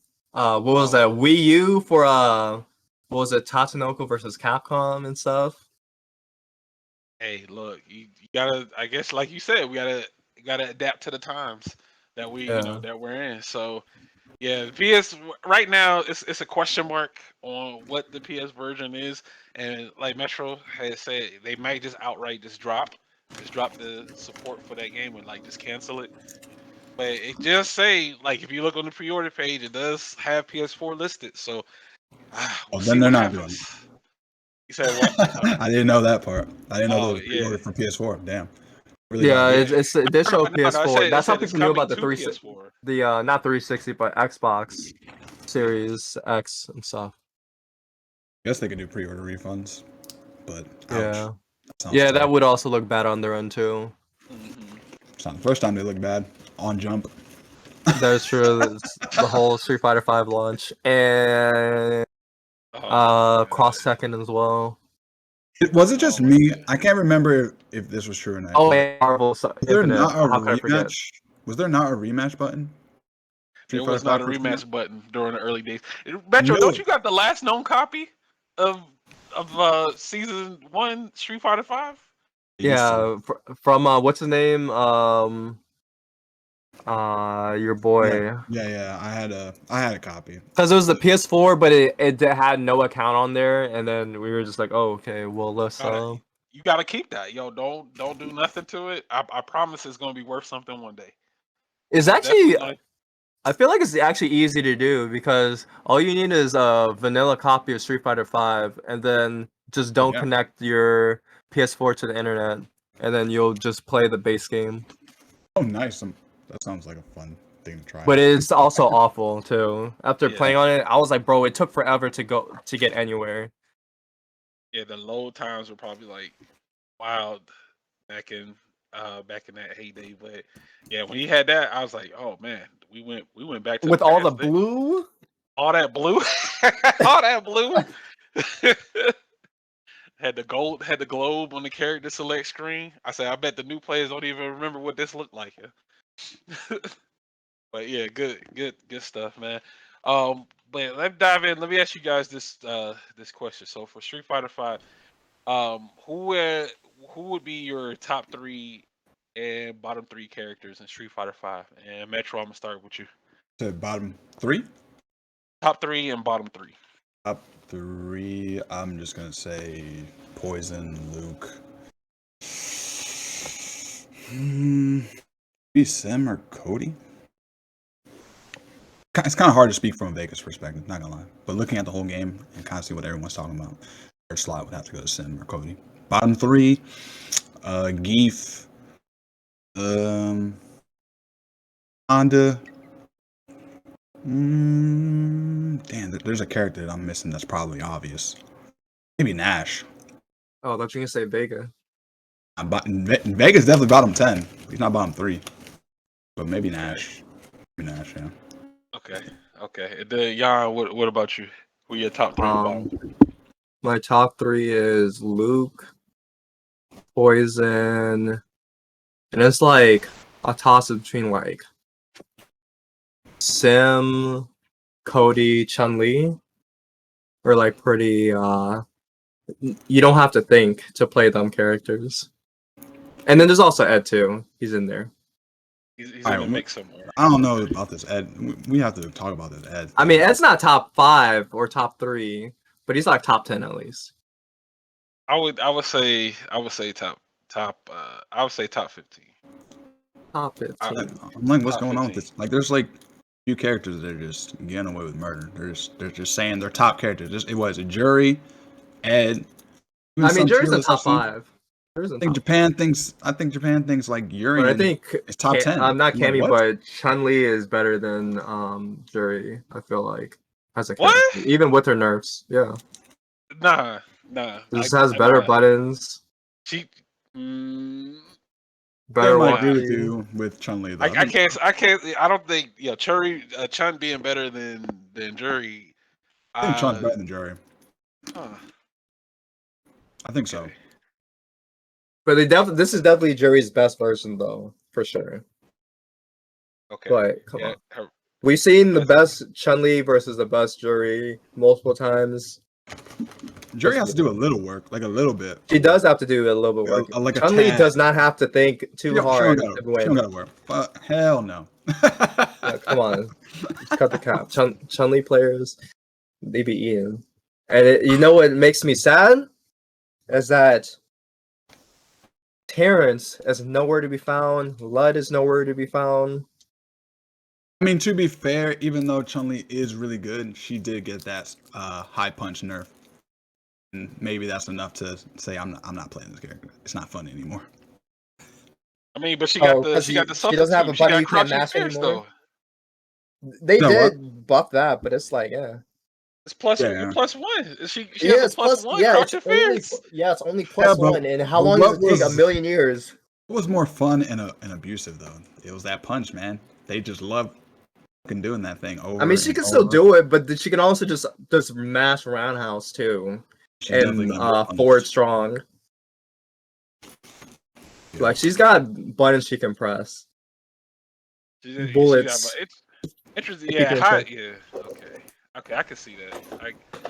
I can see that. Her buttons definitely outrange Jury, but I think Jury is getting more conversions from her. She still has to.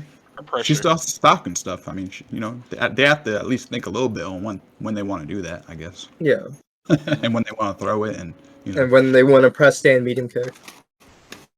That's it. Like you, I don't think you can really be brain dead with Jury. You got to be a little bit more calculated in what you. I mean, let's not give Jury players too much credit. They can definitely be brain dead when they want to be. What EXDP or something? No, stand medium kick. Let's be real here. The real criminal in Jury's arsenal is that stand medium kick. 4 frame on the first hit for that startup, criminal. And you can't even really punish that. can't agree with these statements about Jury being brain dead. From Bro, you're a Vega player. Exactly why I cannot. You're one of her bad matchups. Statement.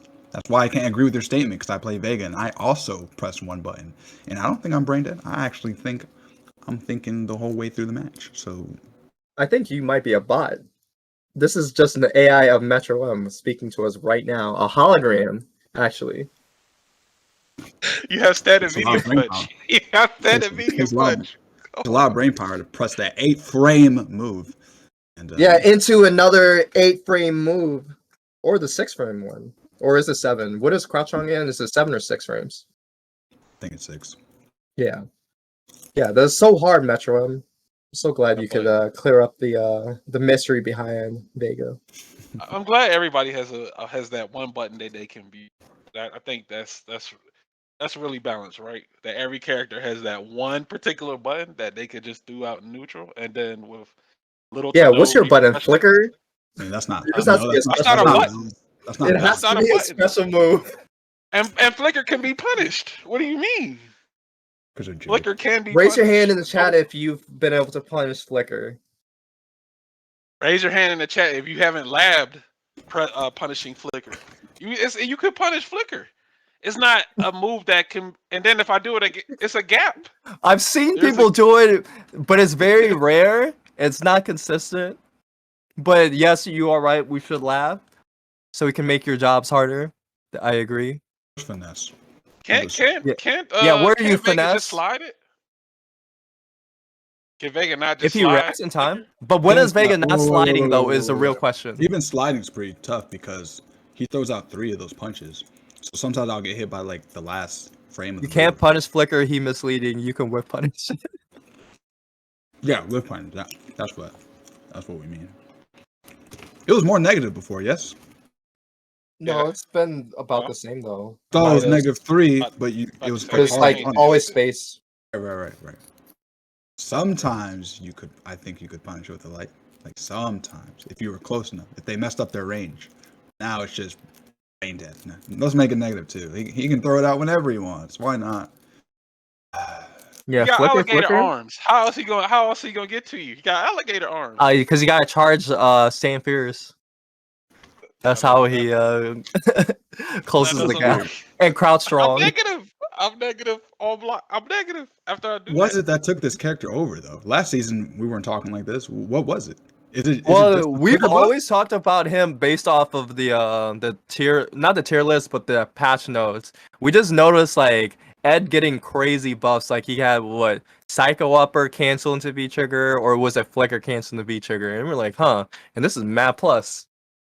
And Yeah, you then do people thought he was upper gonna be V like trigger cancel top from 10, and then we didn't see V it. trigger too. Yeah. I think it was. You know what? I think I think really set it in motion is getting EX flicker. I think that really Vega changed. matchup works. That's for sure. Nah, I think it was Flicker.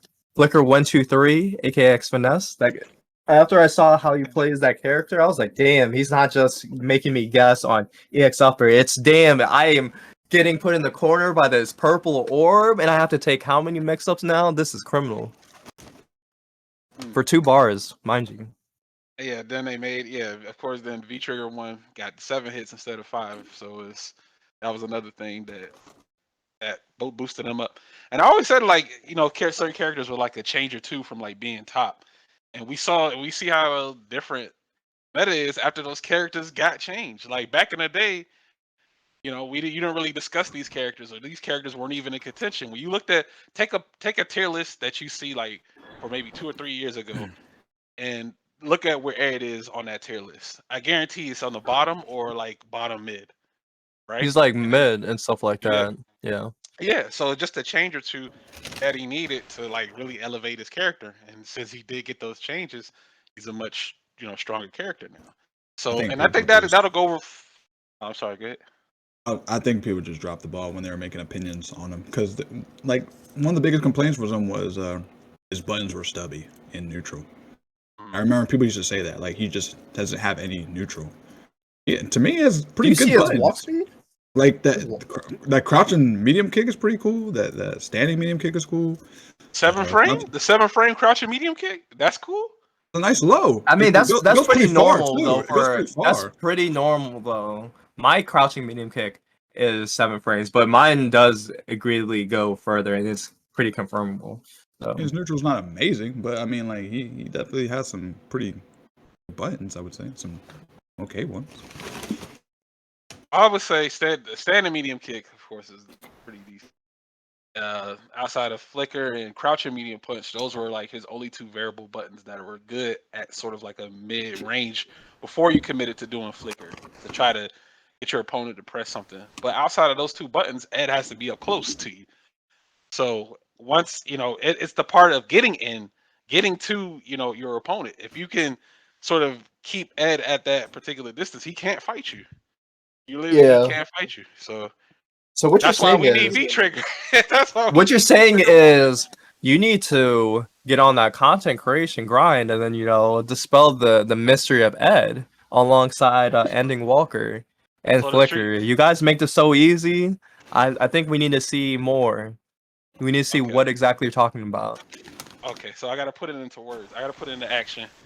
Action speaks louder than words, so stop talking. Is that what it is? Well, I mean, we want you to talk though. It gets the conversation going, but we also but more people are gonna be able to believe the proof in the pudding when they see it. Mm-hmm. Okay. Yeah, fair enough. I mean, once when you break it down, break the character down and you know talk about it, and yeah, it helps out. It helps out because there's some characters that are not. I don't see people really talking about them, but I think these characters are gross. And Like and Falk? nah, Oh, you think Falk is Listen, fair? Oh man. yeah, you are a Falk's Falk pretty player. I forgot. nah. Actually, you know what? I want y'all to take a guess. Take a guess. What character I could be talking about? And this is actually going to prove my point too. Which character would you think that's like super underrated that nobody really like talks about like that? I'm gonna say Me? Alex. Oh yeah, Alex is definitely He's pretty a little underrated. under the radar a little bit. All right, that's your final answer. Alex Maybe Colleen. Mine was G. G. Okay. What about you? Retro? What character do you think that's like pretty underrepresented, and just people don't really talk about the character like that? Don't get me started, because I think I know who you're gonna pick. Who you talking about? Ooh. Because I played that character yesterday against you. You gonna say G? He already said G. No, Rashid. You No. really? I think we know how. What you said, Ryu? I said Rashid. Oh, Nah. I thought I heard he say Ryu. I was like, huh?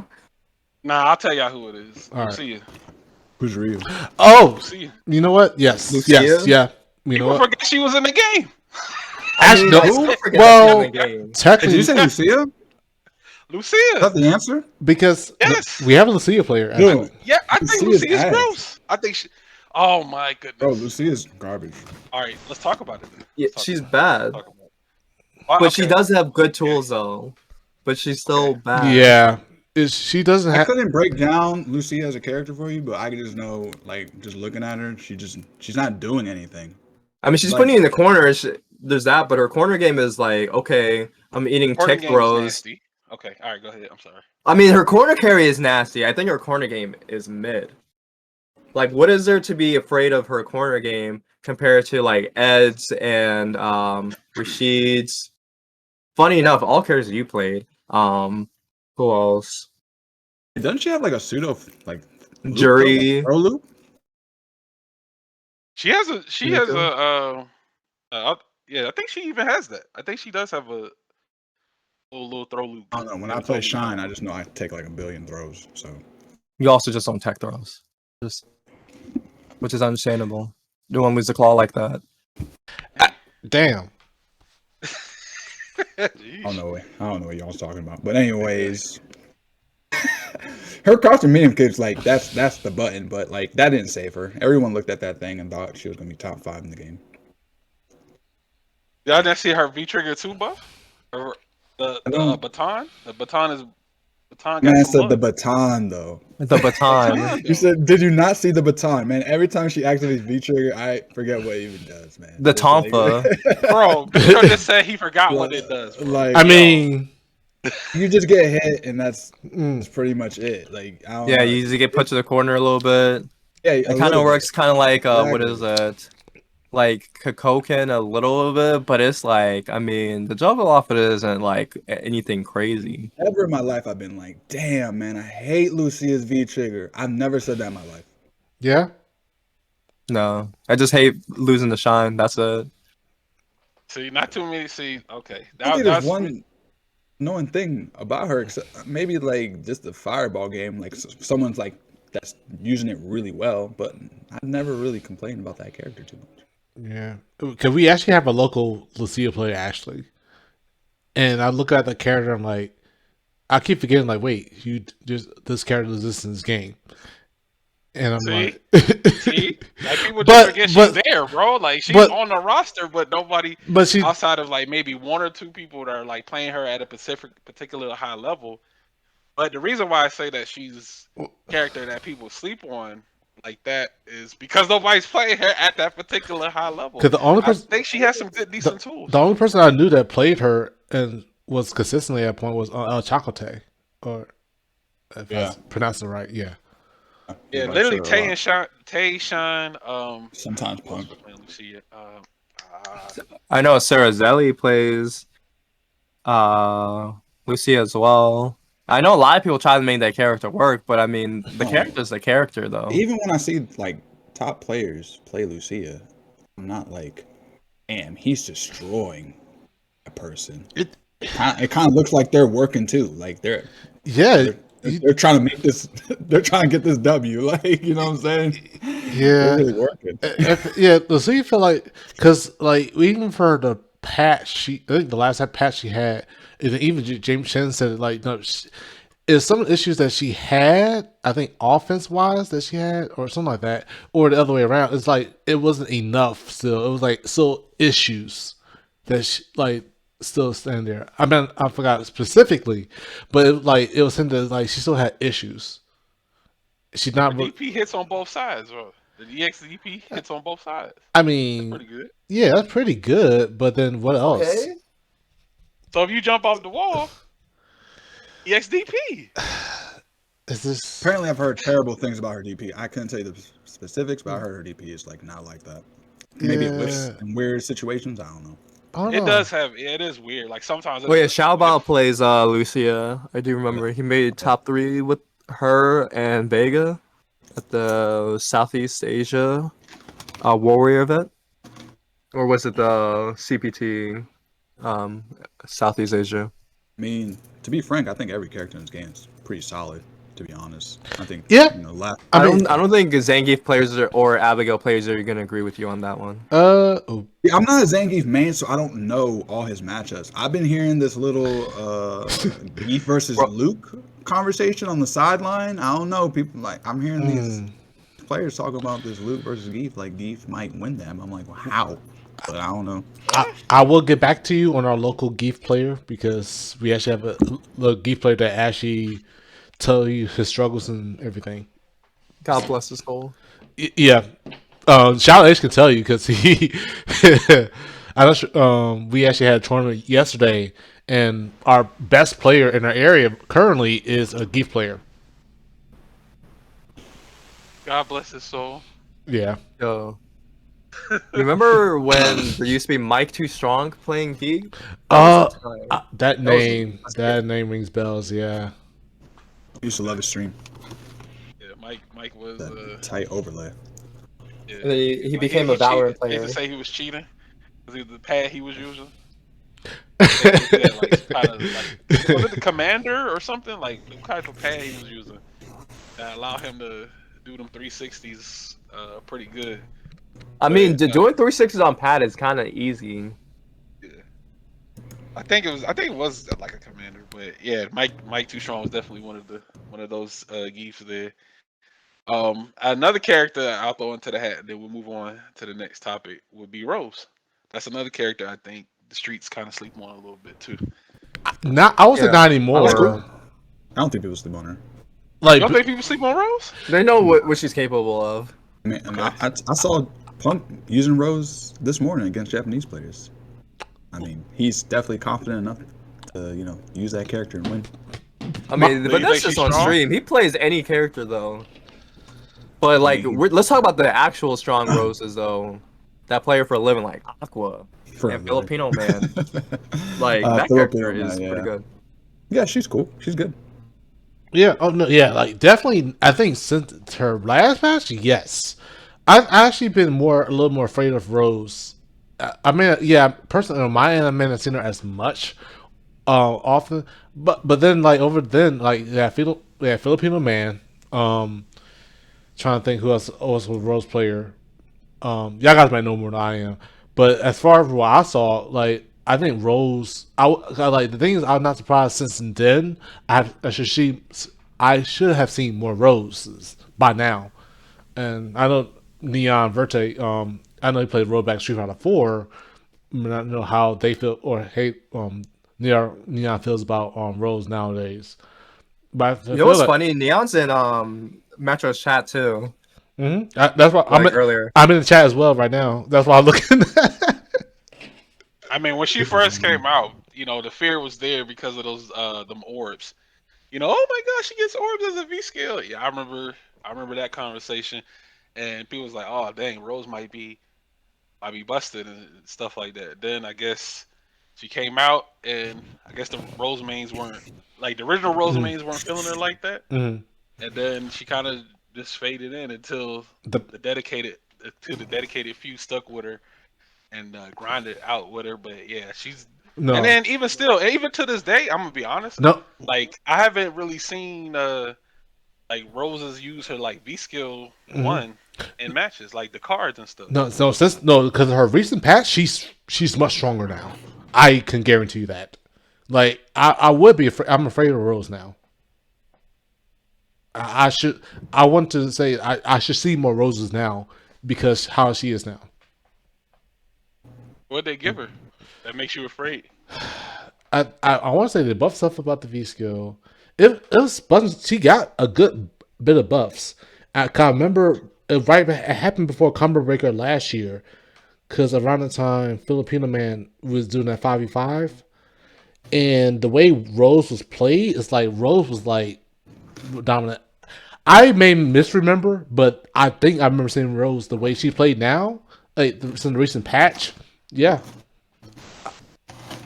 The other thing I could think of like as far as her cards, I think Mm-hmm. they changed something about the draws that she get on like what cards she gets and adjusted some of the effects. But outside of that, yeah, I think she's pretty good too as well. But you don't really see her too often. Yeah. So when you do, yeah, so when you see her, it's like, oh, okay, yeah, this person's picking up roles. This is a character that I haven't seen or played against in a Like while. you have Seth, you have Yuri, and those characters got some nerfs. You don't see too many of them. Now I personally haven't seen too many of them, but yeah, but with the change of the patch, the last patch, I'm not surprised. I'm kind of surprised that I'm not seeing more of roses. But yeah, it might be me. Interesting, interesting. But yeah, those appreciate y'all takes on that. But yeah, let me dive into the history of the DMV real quick. For Maryland. So let me discuss y'all tournament scene out there.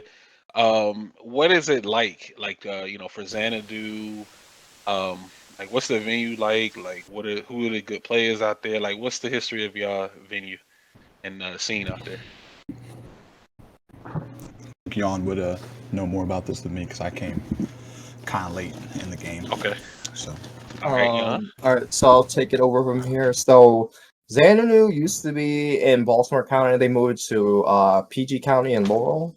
So it was like right outside the city, like 20 minutes from Baltimore City. And then now it's kind of like centralized in Maryland.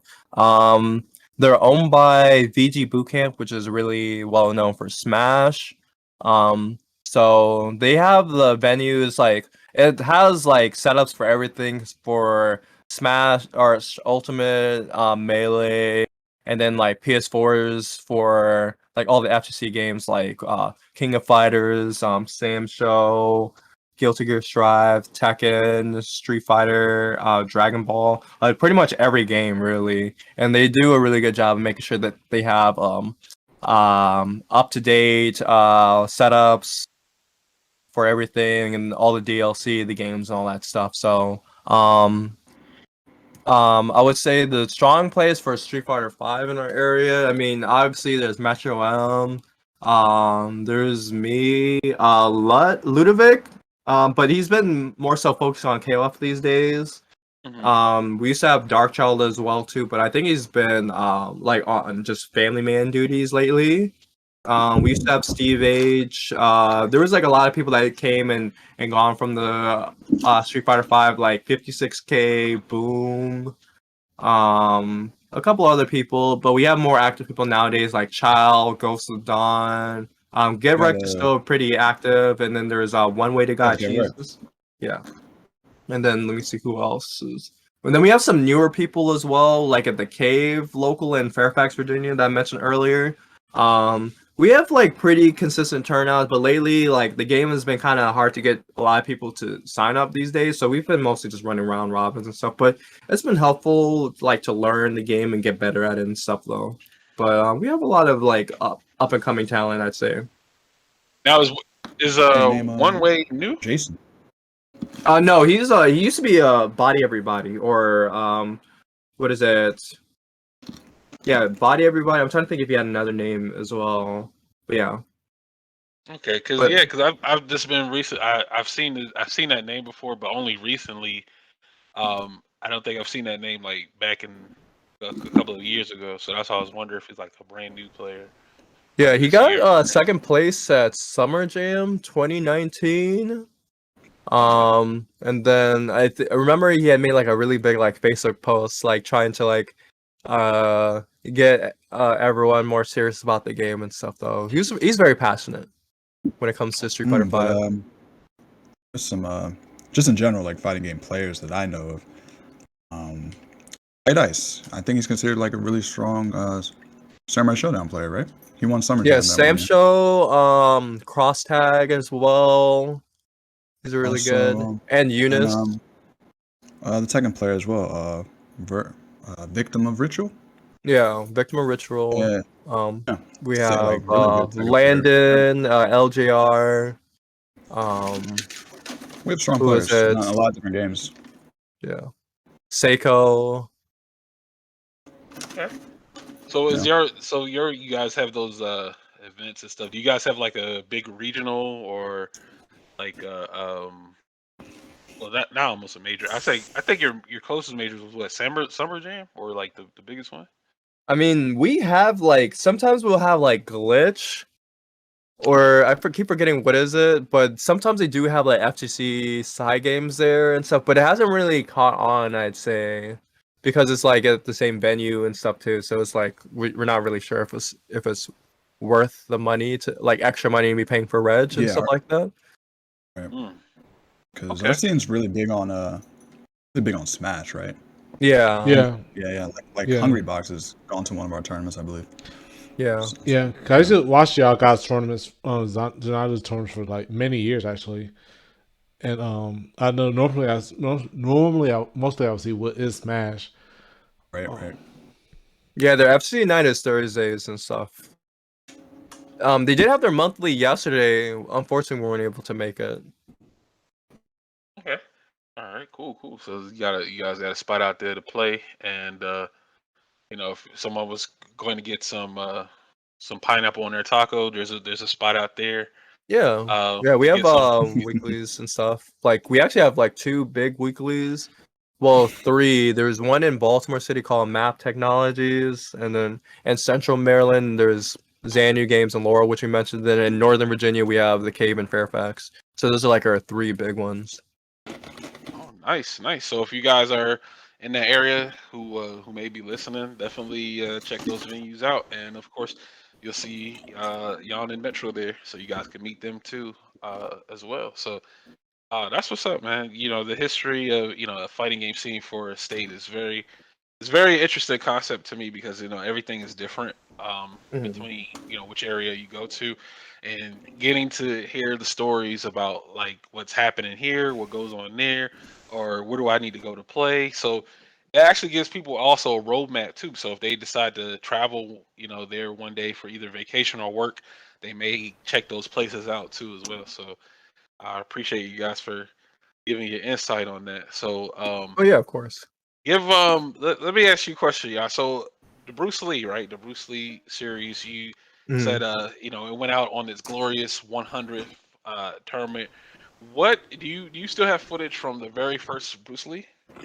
Um, I don't think I have it in the. I mean, I can. Let me double check because it might be my YouTube because I was just uploading them straight from Twitch. No editing or anything like that. So Okay. let me see if I actually do have any of the VODs from that because I would just upload it like as soon as the event was over, Yeah. essentially.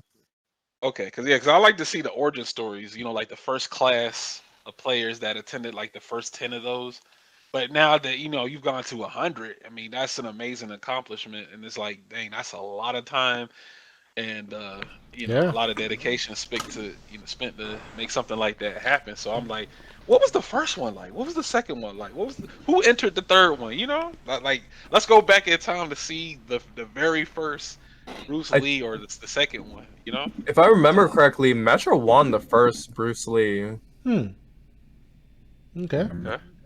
Yeah, I'm trying to see if I can find. Uh, Yeah, I should be able to post it in the thing if you want to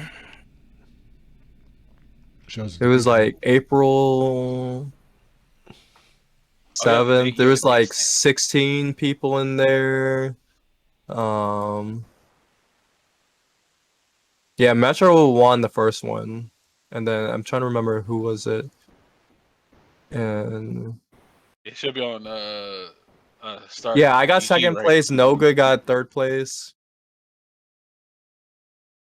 Bunch got fifth place. The Anthrax got fifth place.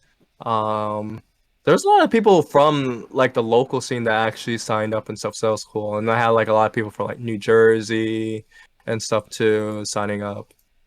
Nice. Nice. Let That's me like see if the I can first find the class. VOD. Yeah. Right. Let me So who see.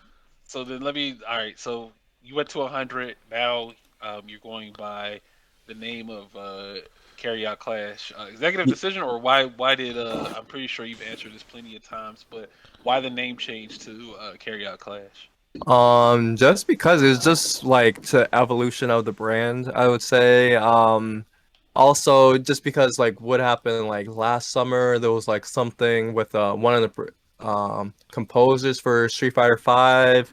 Um, there was like some comments about Fei Long and stuff like that, and then he ended up getting blacklisted and stuff too. I was like, yeah, just to create a separation from that and stuff too, which is part of the reason why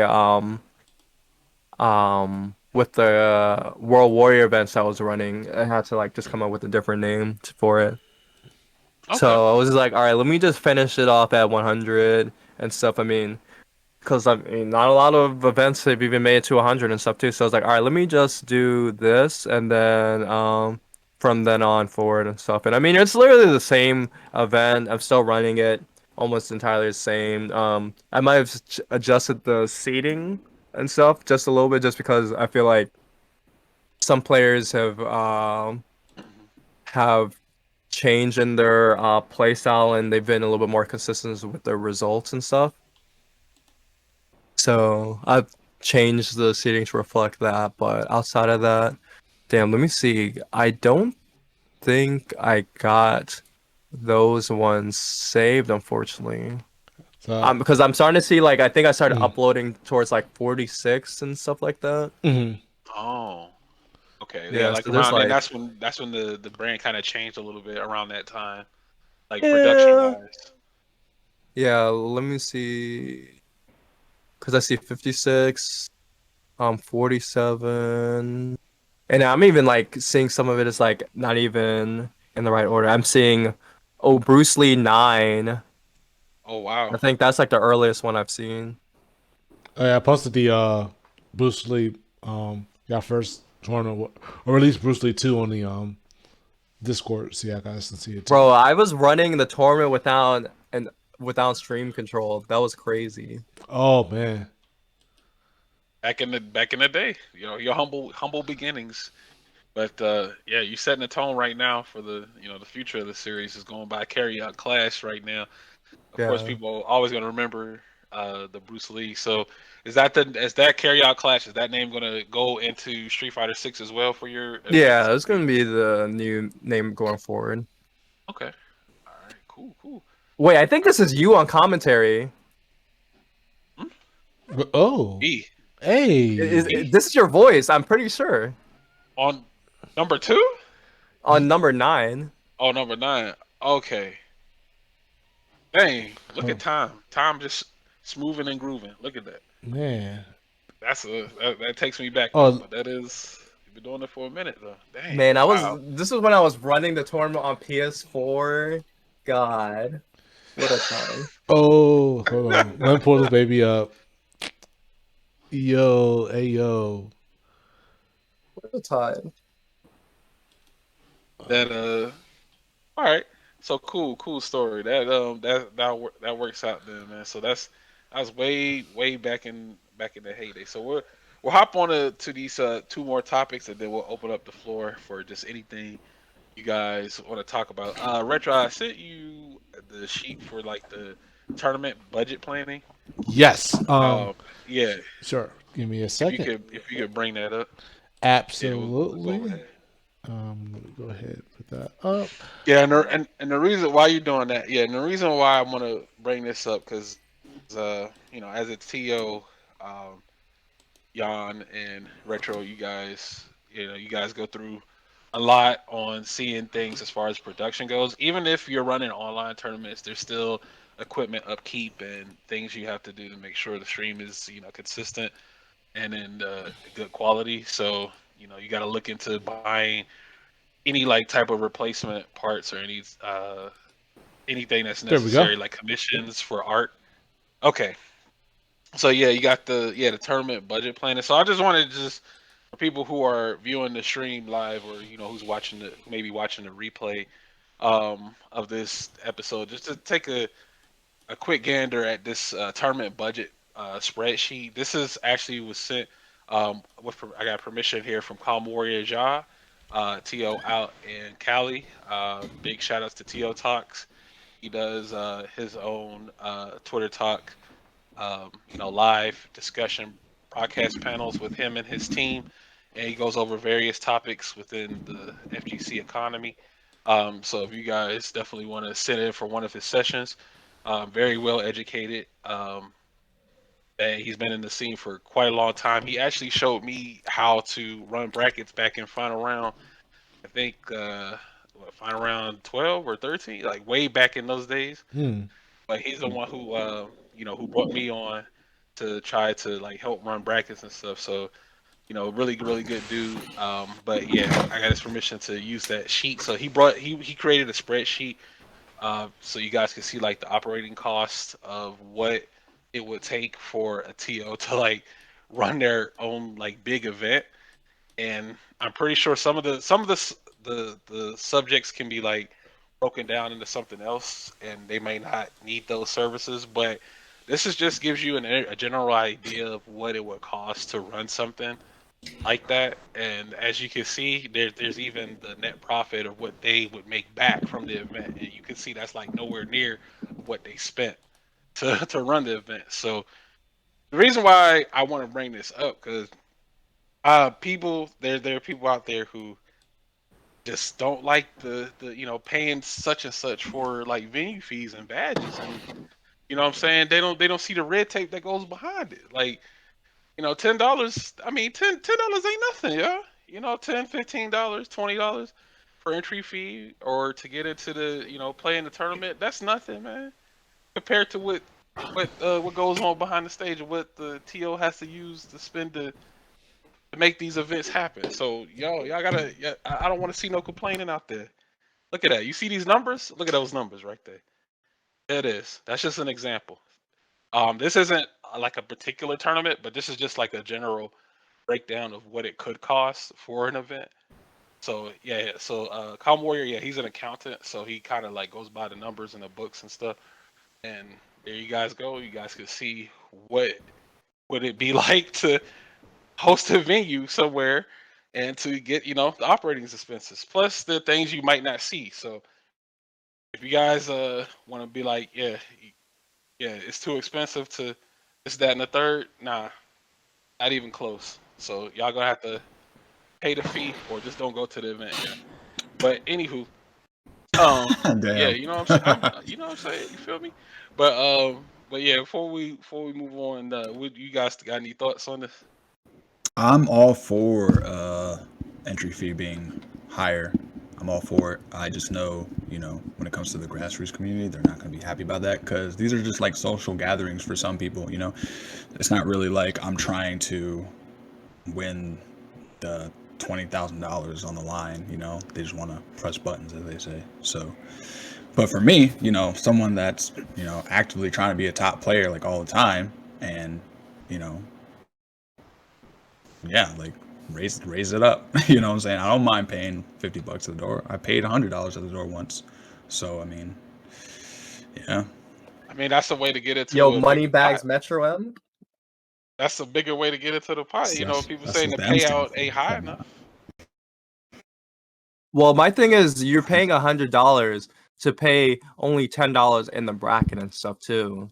Is the other thing. It's not actually going towards, like doing a high roller tournament and stuff like that. It's literally because you goofed, you didn't know that you want to register. You did it at the door and stuff, and I mean, it's literally paying the people for they have to go and then add you to the bracket on the day of the tournament and stuff, and then put you in the seating and stuff.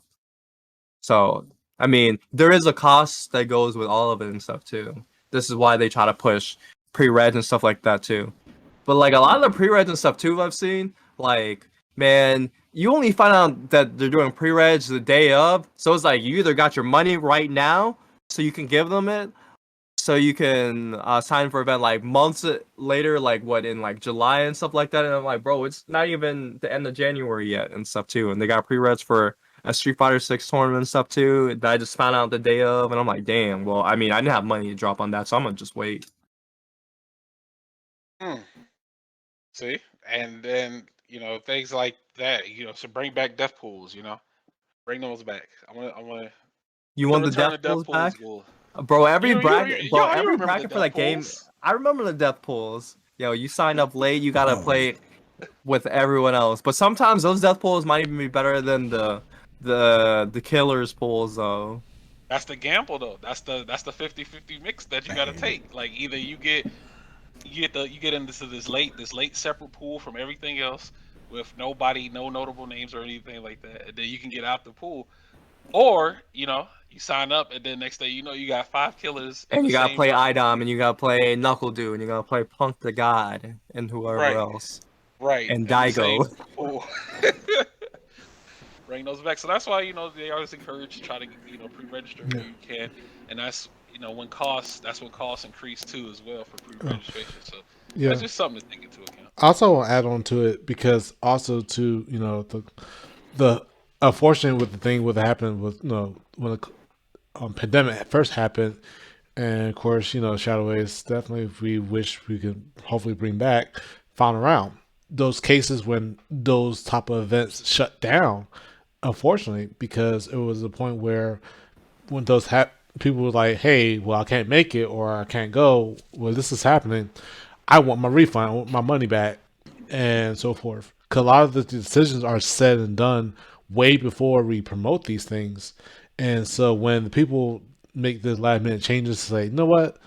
I don't want to come to this event. Let me get my money back. I ain't gonna worry about this. Don't worry. It'll be another final round, another CEO, whatever."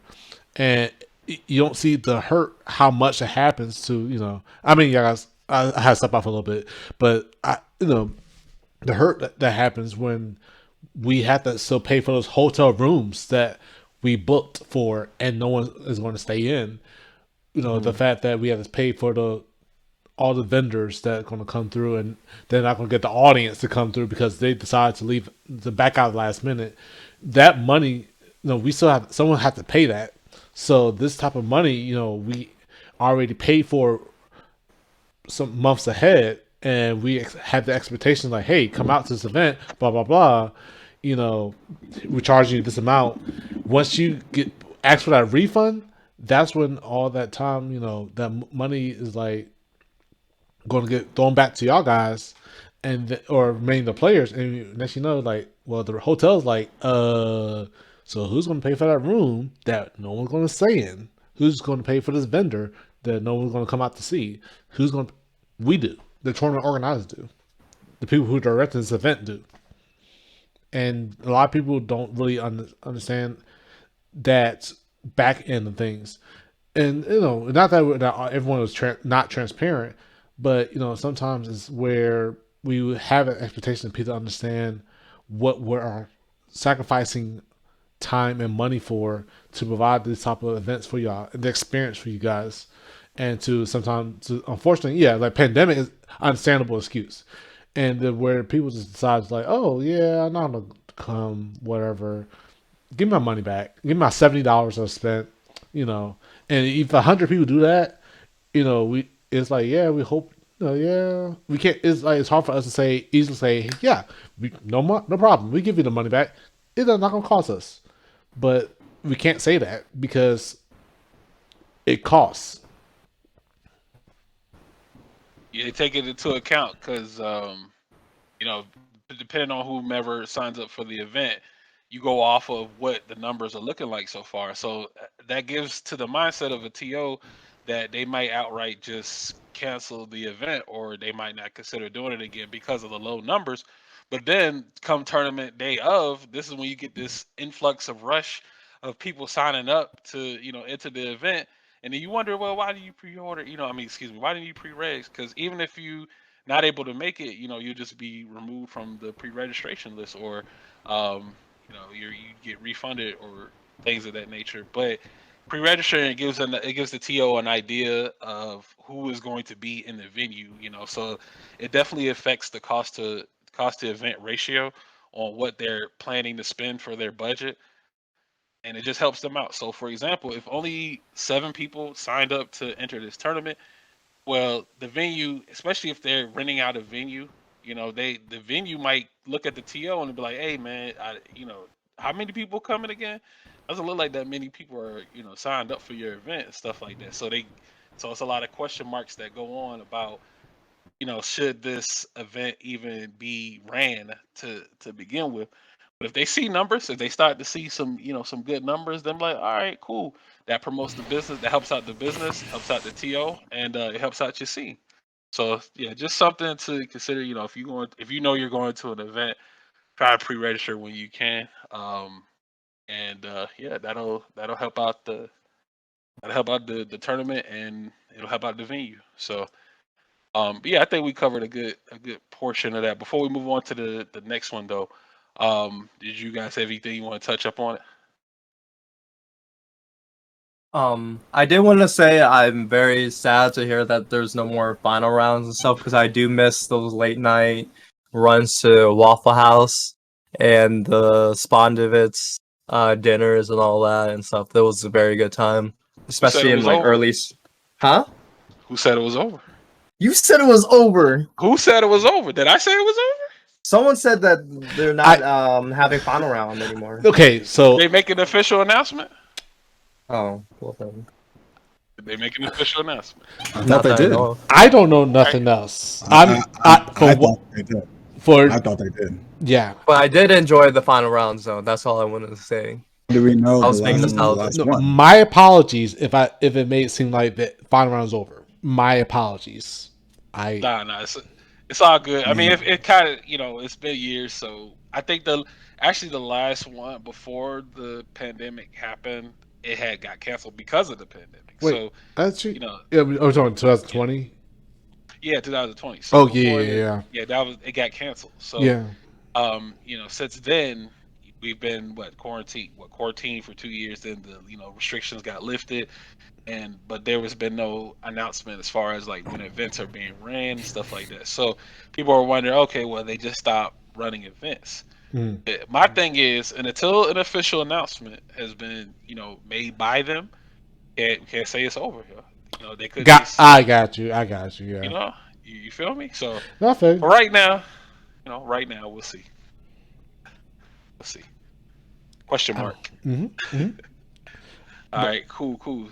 So, yeah, we'll go ahead and dive into this next topic, and then we'll get your final thoughts out the way. So Capcom Cup 2023 predictions. Yay. Let's go over it real quick. I think you have the little slide up for the last chance qualifier, retro. So Yep. yeah, that's Give me a basically just the second. logo for it. Yeah, it's all good. But yeah, we're gonna dive into that Capcom Club. I was looking at the names of the entrants for the last chance qualifier, and I said, oh my god, over 200 in here. I think they're capping it at 256. But I Damn. saw a name on there that looks familiar. Jan, what's going on, man? You going out there to Capcom Cup? Yeah? What's up? Oh yeah, of course. This is the last time to compete in it. Might as well. Like, Okay, there's no reason not to. okay. I think You going me and Spacer are gonna be rooming together. There's still time to convince Metro put him on the spot in front of his stream and stuff. I would like for him to come out and stuff Yeah. as he only plays this game. He does not want to get on the the KOFs or the Tekkens or the any other game. He just loves playing Street Fighter V Ring, and I think he's a really good guy and a very strong player. So I think he would do well. That's all I'm saying. I would do well The because I'm best Vega in NA, not showing him to NA LCQ. That's wild. That's But I know he's afraid of madness. planes, so that's his number one fear is the planes. I hate the planes. I hate the planes. Is that really your thing, or Giannis just teasing you? Nah, no, that's true. Right, I do he's hate accurate. planes. I do hate them. Yeah. I mean, we can drive cross country. Let's It'll do be a it. nice little road trip. Mm-hmm. We'll stop at all the When, Waffle House. when do we start? Well, I hear it takes like at least 3 days to drive across the country if you're doing like like a lot of driving and stuff, but like a week or some shit like that and stuff. But I know you got like work from home and stuff like that, and some days you got to be in the office. So I know it's gonna be hard for Yes. you. Yes. Yeah, I mean it's And you very got you have a convenient. dog too. You can't forget Boss. I do have a dog. That's true. Yeah, you'd have to find a sitter for like a week, or week or week and a half, because it's a full week of events. So I for could Yeah, bring the dog. the scheduling for it was kind of weird. yeah, I mean, this is it's usually gonna put you on 4K. Just to let you know, he's registered for this tournament. Ooh. Okay. I gotta go now. I gotta go now. Yeah, come on. It was also free to sign up. I was like, That's true. okay. Yeah. I was Yeah, like, no, it's free yeah, to sign up. you don't have to pay money to sign up. It's you probably have to pay for like a badge or something else, and I mean you have your flight and your room and shit too. But I mean it's like that all that shit can be. Like you can get an Airbnb and shit like that. It's not that bad, especially if you yeah, plan for it. you split. If you split and if you split and have somebody the room with, it should cut down on cost a lot. But for that whole entire week that you're going to be there Mhm. from the 12th to the 19th, Well, you don't have to be there for the 12th to the 9th. You could just be there for the LCQ. Yeah. You don't have to go Cause, for cause LCQ is like a Friday or Saturday, I think. I heard it's like Monday or Tuesday. Oh, Monday. Bro, every I'm time sorry. every time I hear about it, it's like on a different day. I'm just like, man, all right, I'm committed either way. So let's get it. Yeah. y'all just say I'm just gonna be there. That's it. Yeah. Yeah. I'm just gonna show up. I Yeah. think You it's might. Sunday and Monday. Okay. Yeah. Mine's in the week. In case you don't know. That's Yeah, dance up. You gotta pull up too. Yo, we going to LCQ. Don't fake. Oh, Dan Slip, what's up? okay. Yeah. So I'm just looking at the amount of people that enter. I mean, you guys are going just for the atmosphere and the vibes. So for the support too as well. But yeah, man, that last chance qualifier that is just looking ridiculous. I mean, registration is still open. I think they haven't closed it just Yeah, yet. there's no reason not to. If you can afford to take the time away from work or school and stuff like that, I mean, bro, to write a doctor's note. I mean, not write a doctor's note. That's fraud. Write a letter to your teacher or your boss to like let them know and stuff like that you need that PTO and stuff. But yeah, man. I mean, this is the last Capcom Cup for this game, and a lot of us Oh like. yeah. Let me pull up how much time I put into that game on Steam Oh Lord. alone. Yes, might as well go out with the bang then. And if you Yeah, think about it, like since have it's Sunday fun. and Monday, it's like okay, it's the weekend. So if people are not working on the weekend, the only day they would have to take off was probably like 2 days from work. Because of Yeah. that Sunday, then Monday, and Tuesday for them to give back. Yeah, this is 2 days. And they would have to request for PTO. Yeah. They don't have So to if you work on just the only go for weekend. the LCQ, just do that and stuff. But yeah, I put in like 2,808 hours on the Steam version alone. And that was like before the PS4 one too. So like just off that, I mean, like I would have made a Warlord already if I put all the LP from my PSN account on there too. So it's like, bro, if you are this guy is a Omega Sweat. He's a double Warlord on PS4 and PC. There's literally no reason why he shouldn't be there though. He's too You know, good, and I know he puts himself down. Bro, we went to Savage Saturday. He didn't think it was gonna do well, and then he got like what second place at it, only losing to Ultimate Weapon. He beat Finesse and stuff. And Finesse is mad good. He's like one of the best active players in New York outside of IDOM and stuff too these days. And I mean, you got who else is there? You have Space Boy, you have iDrop and stuff too. You have Master Mike, you have Mylin. You got all these strong players and stuff there too. Cozy Phil, like yo, he be cooking in these very strong brackets and stuff too. So there's no reason why he can't show his stuff on another stage too. And if he doesn't do well there too, hey, he's in LA. Yo, it's a Hanging nice out little with the vacation and homies. stuff. Yeah, you're not in the cold of the East Coast. Like, come on, man. No one is trying to be in this cold weather. What temperatures are right now?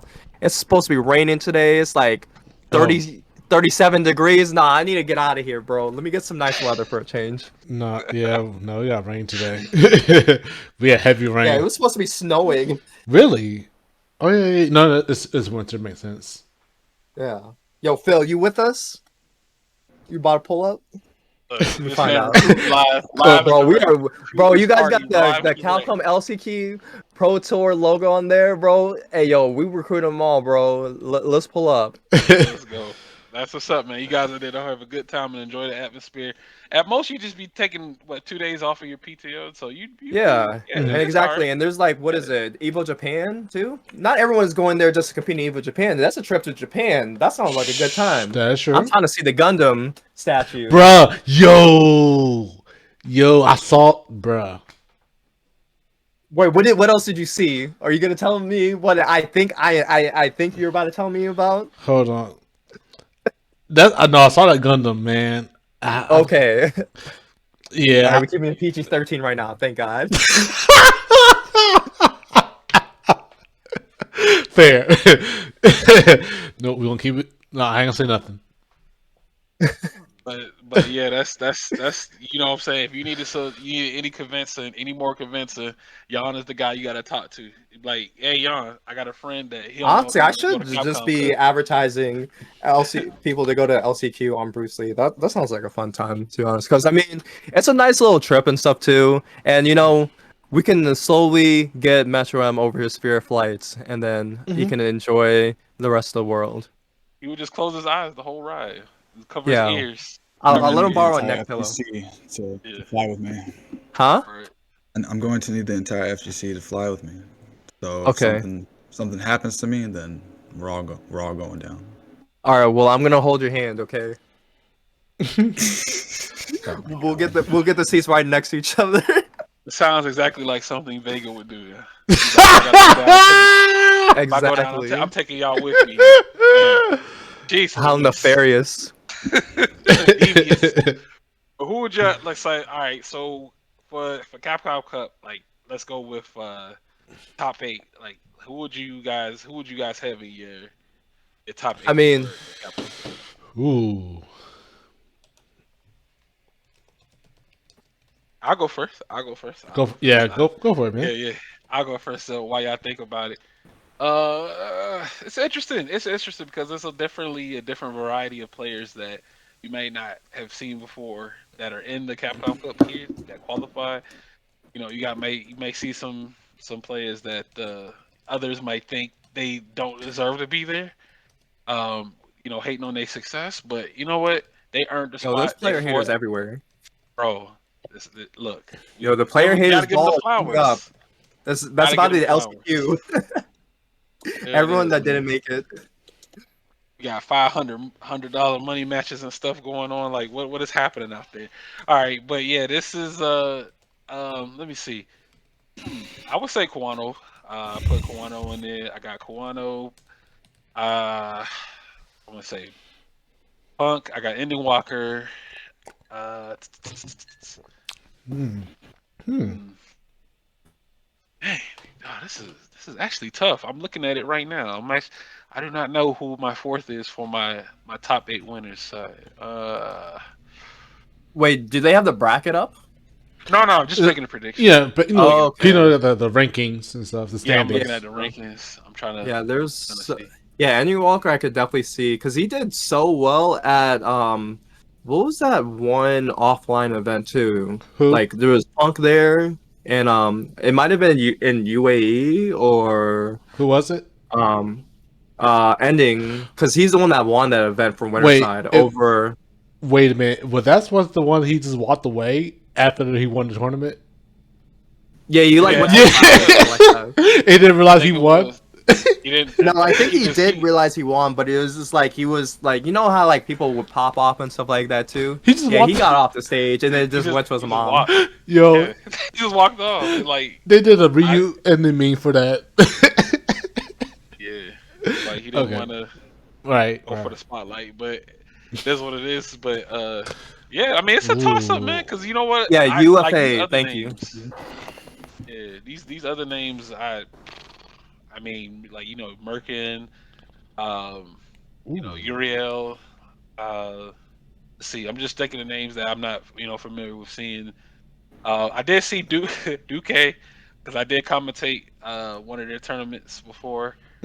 Um, and yeah, that's JP. I remember them. Rolandinho. Like, yeah, you got a couple of different unique players in here, so this is gonna be an interesting. Ooh. And then I would say I would like to have, and I could do a side bet. I would say side bet. I got a side bet Go for it. the last chance. Whoever wins the last chance qualifier, I got them in my top 8. Okay. And I'll side bet. Let me know. But who would you guys pick in there? Damn. Go for it. Wait, let me see I gotta look at the. Oh, I got you, other fam. people that qualify. I got you. I can put up. Yeah, because I didn't see root for who my boy. qualified from their side. Give me 1 second. I can get you guys right. I need tourniquet to win. That's all I care about. All right, pulled up on the FIFA. Discord. Yeah, Discord. you could honestly you could see Tourniquet win in person, and like Right, you can Tourniquet. shake Tourniquet's hand. Oh yeah, and you can meet Tourniquet too. Come on, No, if I'm gonna go to stream and I'm gonna ask if he's going. If he's going, Right. that. but didn't he I might win go. from World Warriors? Yes. So he is going, most likely. He might go. We don't know because he doesn't really travel. He did travel to that one final round. I think it was 2019 or was it 2018? That was like At one Tourniquet was final roomed round with 4 Neon years Verte. ago. Say he was roaming. Yeah, they roomed together for like the online local. Mhm. So Adam was Tourniquet's host while he was in the US. It was really sick. Okay, so if Tourniquet goes, then Metro said he's in it. Apparently he's going, but then I realized what? This is what in 2 weeks? 3 weeks? No, wait, is it 2 weeks? It's the week 3. of the 14th. Yeah. Wait, when is it? 3 weeks. The week of the 14th. Oh yeah, 3. That's pretty much 3 weeks. Yeah, 3 I weeks to go. If you want to check out the Discord, I also post up to the chat too in just a second. Oops, there we go. Yeah, so it's also on the chat as well. The list of the qualified players so far. Okay, And but yeah, outside of them, who would you like? Who would you guys? I'm just Well, gonna I don't go- think. I think it's solid. I don't think you would do a. I'm But gonna who go would with you? my Who would you boy think from to get? Poland though. That's it. Yeah, yeah. Let Wait, the who chat from see. Poland? Going with my man, the G player from Poland. He about to destroy everybody. Watch my man's. No, I'm thinking the your South Mike- American player. Never mind. Bro, you see how many Lukes there are? You see all those Luke, them Luke icons? There's at least Y'all one say Luke like in destroy what you mean. every tier. Hold on. Yeah. Yeah, 1, Luke. 2, 3, 4. Wait, what 5, is the soccer 6, doing here? 7. Did Chris actually win with Sakura? Yeah. Oh yeah, that's another Luke. Yeah. Wait. You gotta change that picture. Yo, Nah. we got Luke's in disguise. They're like Decepticons. More than You MCI. running into Luke, yeah. It is. Yep. So You know what? Yo, Angry Bird plays Luke too. Who else? That's the funny part. Oh, so this is page 2. Switching over. Mag Negro and Boom Boombox Hero. Yeah, Yeah, see all those names? Mm-hmm. Yeah, some of you know they don't even have the profile pictures up, but that's how you know they're gonna do damage. Oh yeah, That's Secret assassins. yeah. On Junihole. Yeah, I remember him. Valmaster. Yeah, Valmaster. Valmaster. Oh yeah, Big Bird, the other Rashid player. Hmm. Of course, there's Adam. it is interesting. Yeah, Yeah, man. So, yeah, definitely different variety of characters and yeah. For play sure. styles that's going down there. I see a bunch of But ads. Yeah. a bunch of ads. What you mean? There's only like two or three of them, I think. Yeah, that's too many. Oh, you said not enough G players. You need more Gs. Exactly. Okay. You got what? You got what? One? Is it? It He's the was, only G player? yeah, because Man. there was a G player that almost won South America, Dark, I think, and he got very close. Mm. But it's cool. It's cool. So You gotta put your faith in Merkin. I have a personal vendetta because I played against Shadow Ace in a tournament, and it was G against Rashid, and then yeah. So I'm sorry. It's all good. It's it's all good. It's all love, yeah. It's all good. But yeah, that outside of that, Hmm. do you guys did you guys have any thoughts on format for the Capcom Cup? What is You the guys format got exactly? Like, I it's know like they're doing something weird. let me pull it up. The Okay. thing is like they got stages, they got group stages, and then they Okay. got pool brackets. Or the Yeah, last like, chance qualifier is pool brackets, and I think they have group stage eliminations for the Capcom Cup. And Because then, it's I'm like sorry, go ahead. 32, right? It's like it would be 32 total in this one. 47? Oh, it's more. Oh, no, never increased it. I'm sorry. Yeah, they did increase it. Like 40 something, right? Yeah. Yeah, for the players, I think. Okay. Okay. Yeah, and I think because that's gonna put it all down to the top 16 on the finals on the 19th. Okay. Because yeah, they did increase it because it used to be 32 back then. If I'm if not mistaken. Yeah. Okay. Okay. Yeah, but yeah, regardless, yeah, you go out there have a good time. I think Metro's convinced. Now the tournament has confirmed that they will be attending. Metro has no excuse not to go, Sure. and he could. Hopefully, he doesn't enact his dastardly plan to Hmm. for the other players coming in on that plane with them. But we'll see, man. Sounds like it'll be a good time out there, regardless of just being in the atmosphere at the final one for the final game, quote unquote, the final round, as you would say, as you would call it. But yeah, man, definitely do appreciate you guys so much for taking time out your Sunday once again to make this joining us here on this episode too. But we'll go ahead and do an open panel. Like anything you guys want to talk about before we close up. Mm, on run the set. you want in KOF? Yeah. Or you want to play me in SF5 right now? Nah, I want to play you in Tekken 5 right now. Wait. All right. And yo, Mix, yo, you don't want to see my martial law. Trying to see you in that Tekken 5. I got the But PS2. but and actually, we do run have you a over. Tekken 5 set up at the cave, so we can run it there if you pull up again Oh, on Tuesday. oh, he said that's no problem. Dang. This Yeah. one. Well, that one left field. He's like, Yeah, oh, let's get it bet. on popping. Say less. Well, that's gonna wrap Um, it up then. If that's the case, yeah. if we don't have anything else Hmm.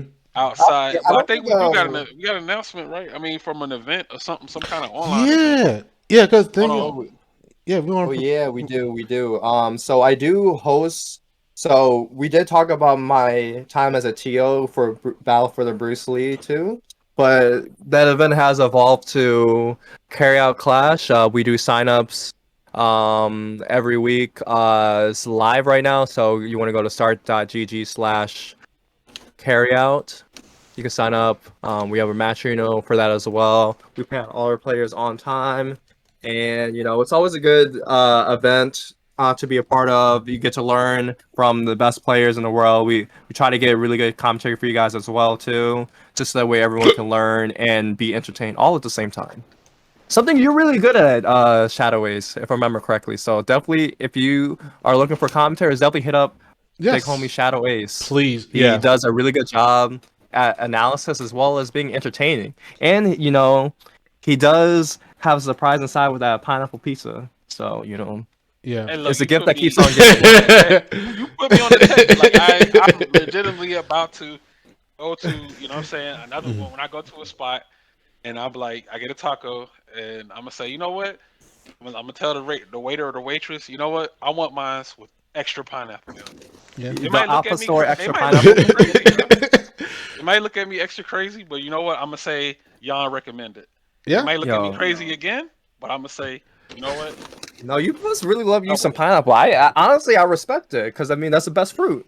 You know what I'm saying? So Okay. Oh, you don't think pineapple's the best fruit? What is the best fruit for you Is it though? I mean, for pizza or just in general? in general? Ooh, strawberry. I mean, That's a good one. there you go. I put that in S tier. I'm sorry.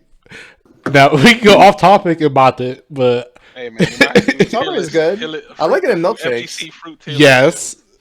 Okay. All right, strawberries up there, of course. Bananas. Bananas take the flavor. They're so powerful. It could be. There's multi uses for them outside of just fruit. You could, cook them, oil them. Just it's about a variety of different things you could do with banana. So Yo, because it pomegranate has would be multiple great. uses. Pomegranate would be Ooh. great if it weren't for the fact that all the effort it takes into it. True. Nah, Mo, what is that? That's crazy.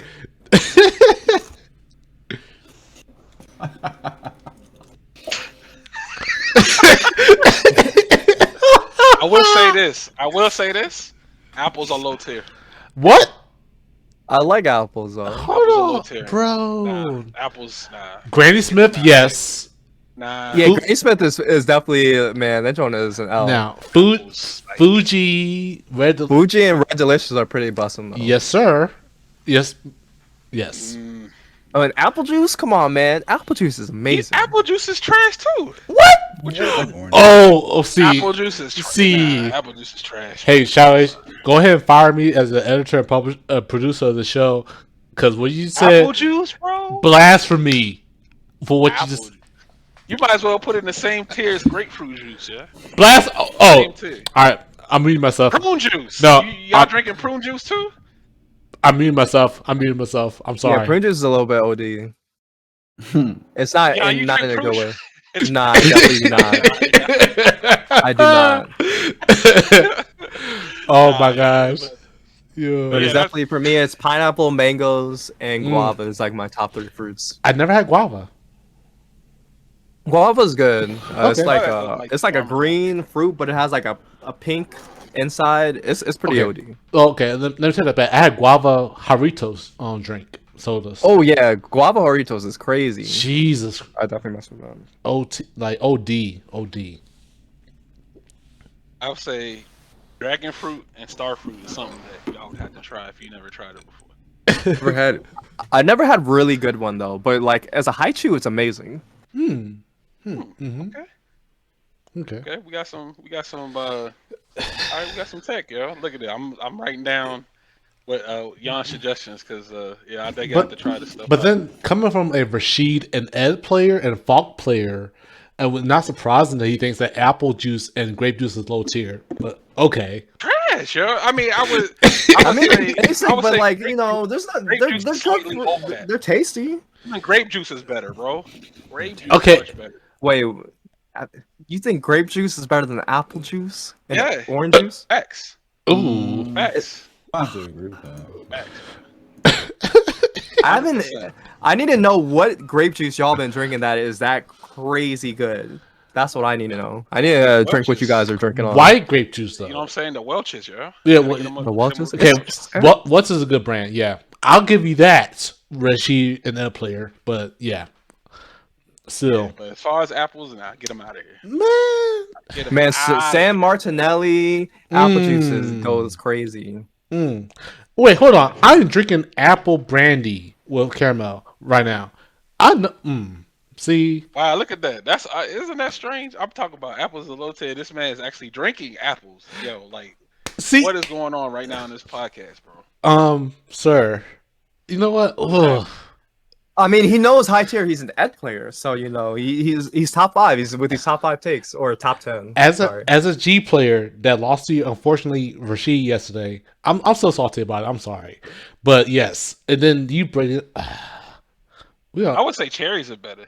The cherries are definitely better than apples. cherries. Cherries are good. Cherry as a fruit, yes, and flavors and other type of stuff like candy and stuff. No, Yeah, I would put apples in the same category as grapefruit for sure. Yeah, that's all right. Yo, frozen grapes are actually kind of OD though. Yeah. And they got the cotton candy grapes. Those are pretty good. Yo, you don't. Yes, I got hooked. Thank you so much. I've heard of those. I have never tried them. Dude, That's crazy. you have to try it. I have never heard of the crazy. My girlfriend I introduced. heard of them though. Yes, my girlfriend. Orange juice is- Yeah, orange. She said. Orange juice, yeah, orange juice is universally good. Oh yeah, That's I mean universal yeah. slap. You know, and it goes well with anything. In addition, yeah. I'm drinking at nights. I found. Hmm. Wait, you drink orange juice at night? Sometimes. I mean, like, it's sometimes orange I juice, don't- though. When are you having a but screwdriver? don't drink it. It's weird. It's not good to drink at night though. Like Really? yeah, like when I wake up in the morning, like it makes my like I don't know, like my throat feel all acidic. Like it's not That's good. what it is. Oh That's like yeah, drinking an yeah. acid beverage before bed, before laying down. That's what happens. Yeah. That's what. So, Yeah, you're gonna get hit with that mix. Both sides, Yeah. yo. I mean, when was the last time Alright. y'all drank a glass of orange juice at like 9 p.m.? Oh, Have y'all ever done that? That Like- oh yeah, Waffle yeah. House? Yes. I don't know. Oh. Yes. Yes. I can't think of a time that you would just get apple. I mean, you would drink orange juice at nighttime. I mean, Hey, according to it's y'all, not- people in the Metro M's tab, yeah, 9 p.m. isn't late. yeah, I guess. Yeah, you better be careful. Metro's gonna tell you, yo, you shouldn't be drinking that OJ right now. We're talking gamer time. Yo, it's 7 p.m., but it looks like it's 9 p.m. outside right now. Can I please get some sunlight, please? Nah, it's extra dark, yeah, because it's raining. It's raining today. It's raining Yeah, supposed to it was stop, but it's still Raining raining. over here too. It is dark Yeah. over here. Mm-hmm. Blood orange, blood orange juice, nah, because that reminds me of when Publix had a jalapeno blood orange juice What? drink that they were trying to sell. Wait, That what? was terrible. Yeah, it was called. You can look it up. It's from Publix. It was like No. called blood orange jalapeno. Drink. Blood No. orange jalapeno. No. I've had like a jalapeno limeade and stuff like that. It was okay. It was What? at Trader Joe's. Hold. Okay.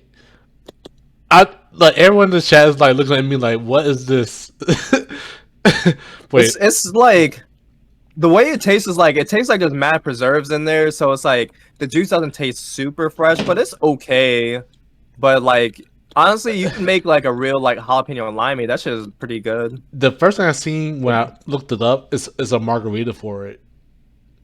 I mean, it's pretty much lemonade is almost like really just a lemonade at that point. I mean, Like it's lemonade. just a margarita. Sorry. Oh, Lemonade's better. you know what? Yeah. Yeah. Wait, aren't you a bartender? Yeah. Yeah, you Alright, are. Yeah. The Alright, only thing it doesn't have that goes in the margarita is triple sec, and that's just like a orange flavored liqueur, which is like it could be vodka or whatever in there. There's something that they okay. sweeten and stuff. So it just has citrus flavor in addition to lime juice and whatever other flavorings and tequila. So I'm like talking about it like at an almost like chemical level for like the drinks and stuff like that. And you're Oh, like, no. all right, is it good? No, oh no, you're fine because I'll tell you this because actually one of our best Marvel 2 and Third Strike players is actually a bartender as well. Oh, sick. Who's that? 'Cause Um, I love me some 3S. he's from so his name is Dice. He's actually in our local scene Macon. But he traveled to Las Vegas and went to Japan and played people in Third Strike. He's a OG Third Strike player. Played Chun Li, and he actually is a bartender in our town. He actually is one to pay money to play anyone in Third Strike or Marvel 2. Like he loves Third Strike to death. Oh, sick. I gotta play this guy if I'm ever in you guys' area. Yeah, please. Macon. Yeah, if you do come down, or even even Atlanta, 'cause Atlanta has a third strike scene as well. But yes, we do have third strike players here.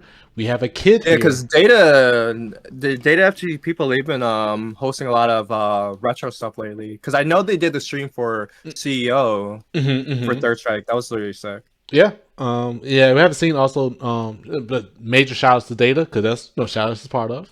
Shout outs to him. Yeah, I know Dirty Llama and stuff. He's pretty good, Dudley player. Yeah, but we have a player named Neil.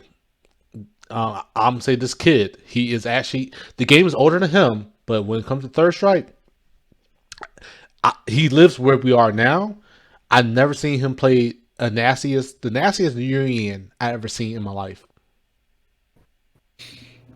Shout outs to Neil, man. Sh- Yo, that's the young prodigy, man. Yeah, but yeah, definitely. And but shout out to you, ogyawn, for being a Third Strike player. I played Third Strike, play Hugo and Dudley, and we have a Makoto and Chun Li player that I just told you about, who's a bartender, and we have Sick. yeah, we actually have like at least 4 or 5 Third Strike players been hungry for a while. So if you do come down, you will have competition. There you go. Right? Oh, I'm about There it. it is. Yeah, All I'm right. looking to travel more this year, so I'll be about that. Yeah, but yeah, shout out to you, man. Well, once again, I do appreciate you guys for taking your time out on your Sunday evening to come through and hang out with us and chat about various topics, including some that were random. But you know what? That's the best part. Mm. I think For that's the sure. best part is coming up with stuff on the spot and just freestyling with it. So appreciate you guys. Metro M, OG Yon, and of course always Sir Retro for holding it down on the podcast, man. Over 2 hours, man. So yeah, we had a good show. Good Oh, show tonight. definitely. Yeah, good show tonight, man. So where can the good people find you guys at? I'll start off with you, Metro. Dang. I Twitter's Metro M 255, and on Twitch you could just find me at Metro M. I'm pretty sure I'm the first one that pops up. I think. Okay. And the stream too is what? Do you stream? Oh yeah. I do. I He's stream actually every streaming right now. That's why I said it. Yeah. Yeah. That's what I'm doing right now. Yeah, I stream every weekend, every Saturday and Sunday. Well, actually, you're No, munching right now on some popcorn or something. I'm sorry. Yeah, I am eating popcorn. He's eating the apple. I thought it was it's popcorn. Oh, okay. Yeah. An apple a day keeps the doctor away. You're That's true. you're into neuroscience, correct? No, it's just an old Oh. idiom. Okay. Yeah. 'Cause I also saw you into neuroscience as well. Odeon. Oh yes, yeah, Okay. yeah. I'm a And neuroscience then student. where could the good people find you at?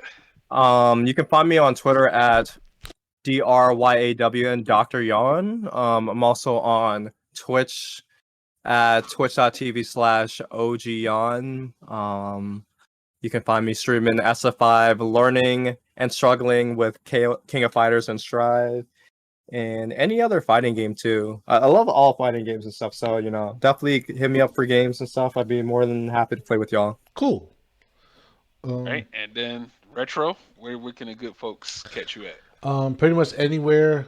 For those who've been watching through Metro M stream as well.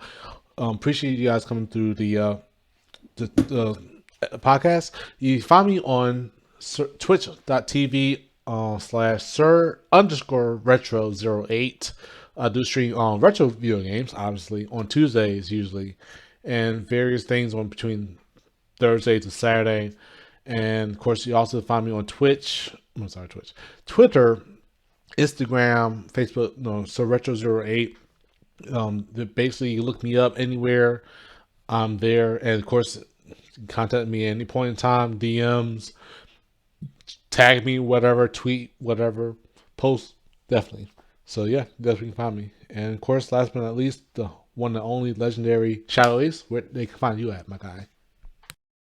You guys can catch me on Twitter at Mind of Shadow Ace.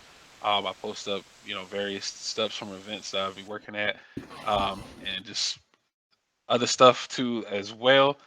Of course, again, if you have a if you're eating apples out there, good for you. You know what I'm saying? But for the most part, nah, bro, Right. nah, bro.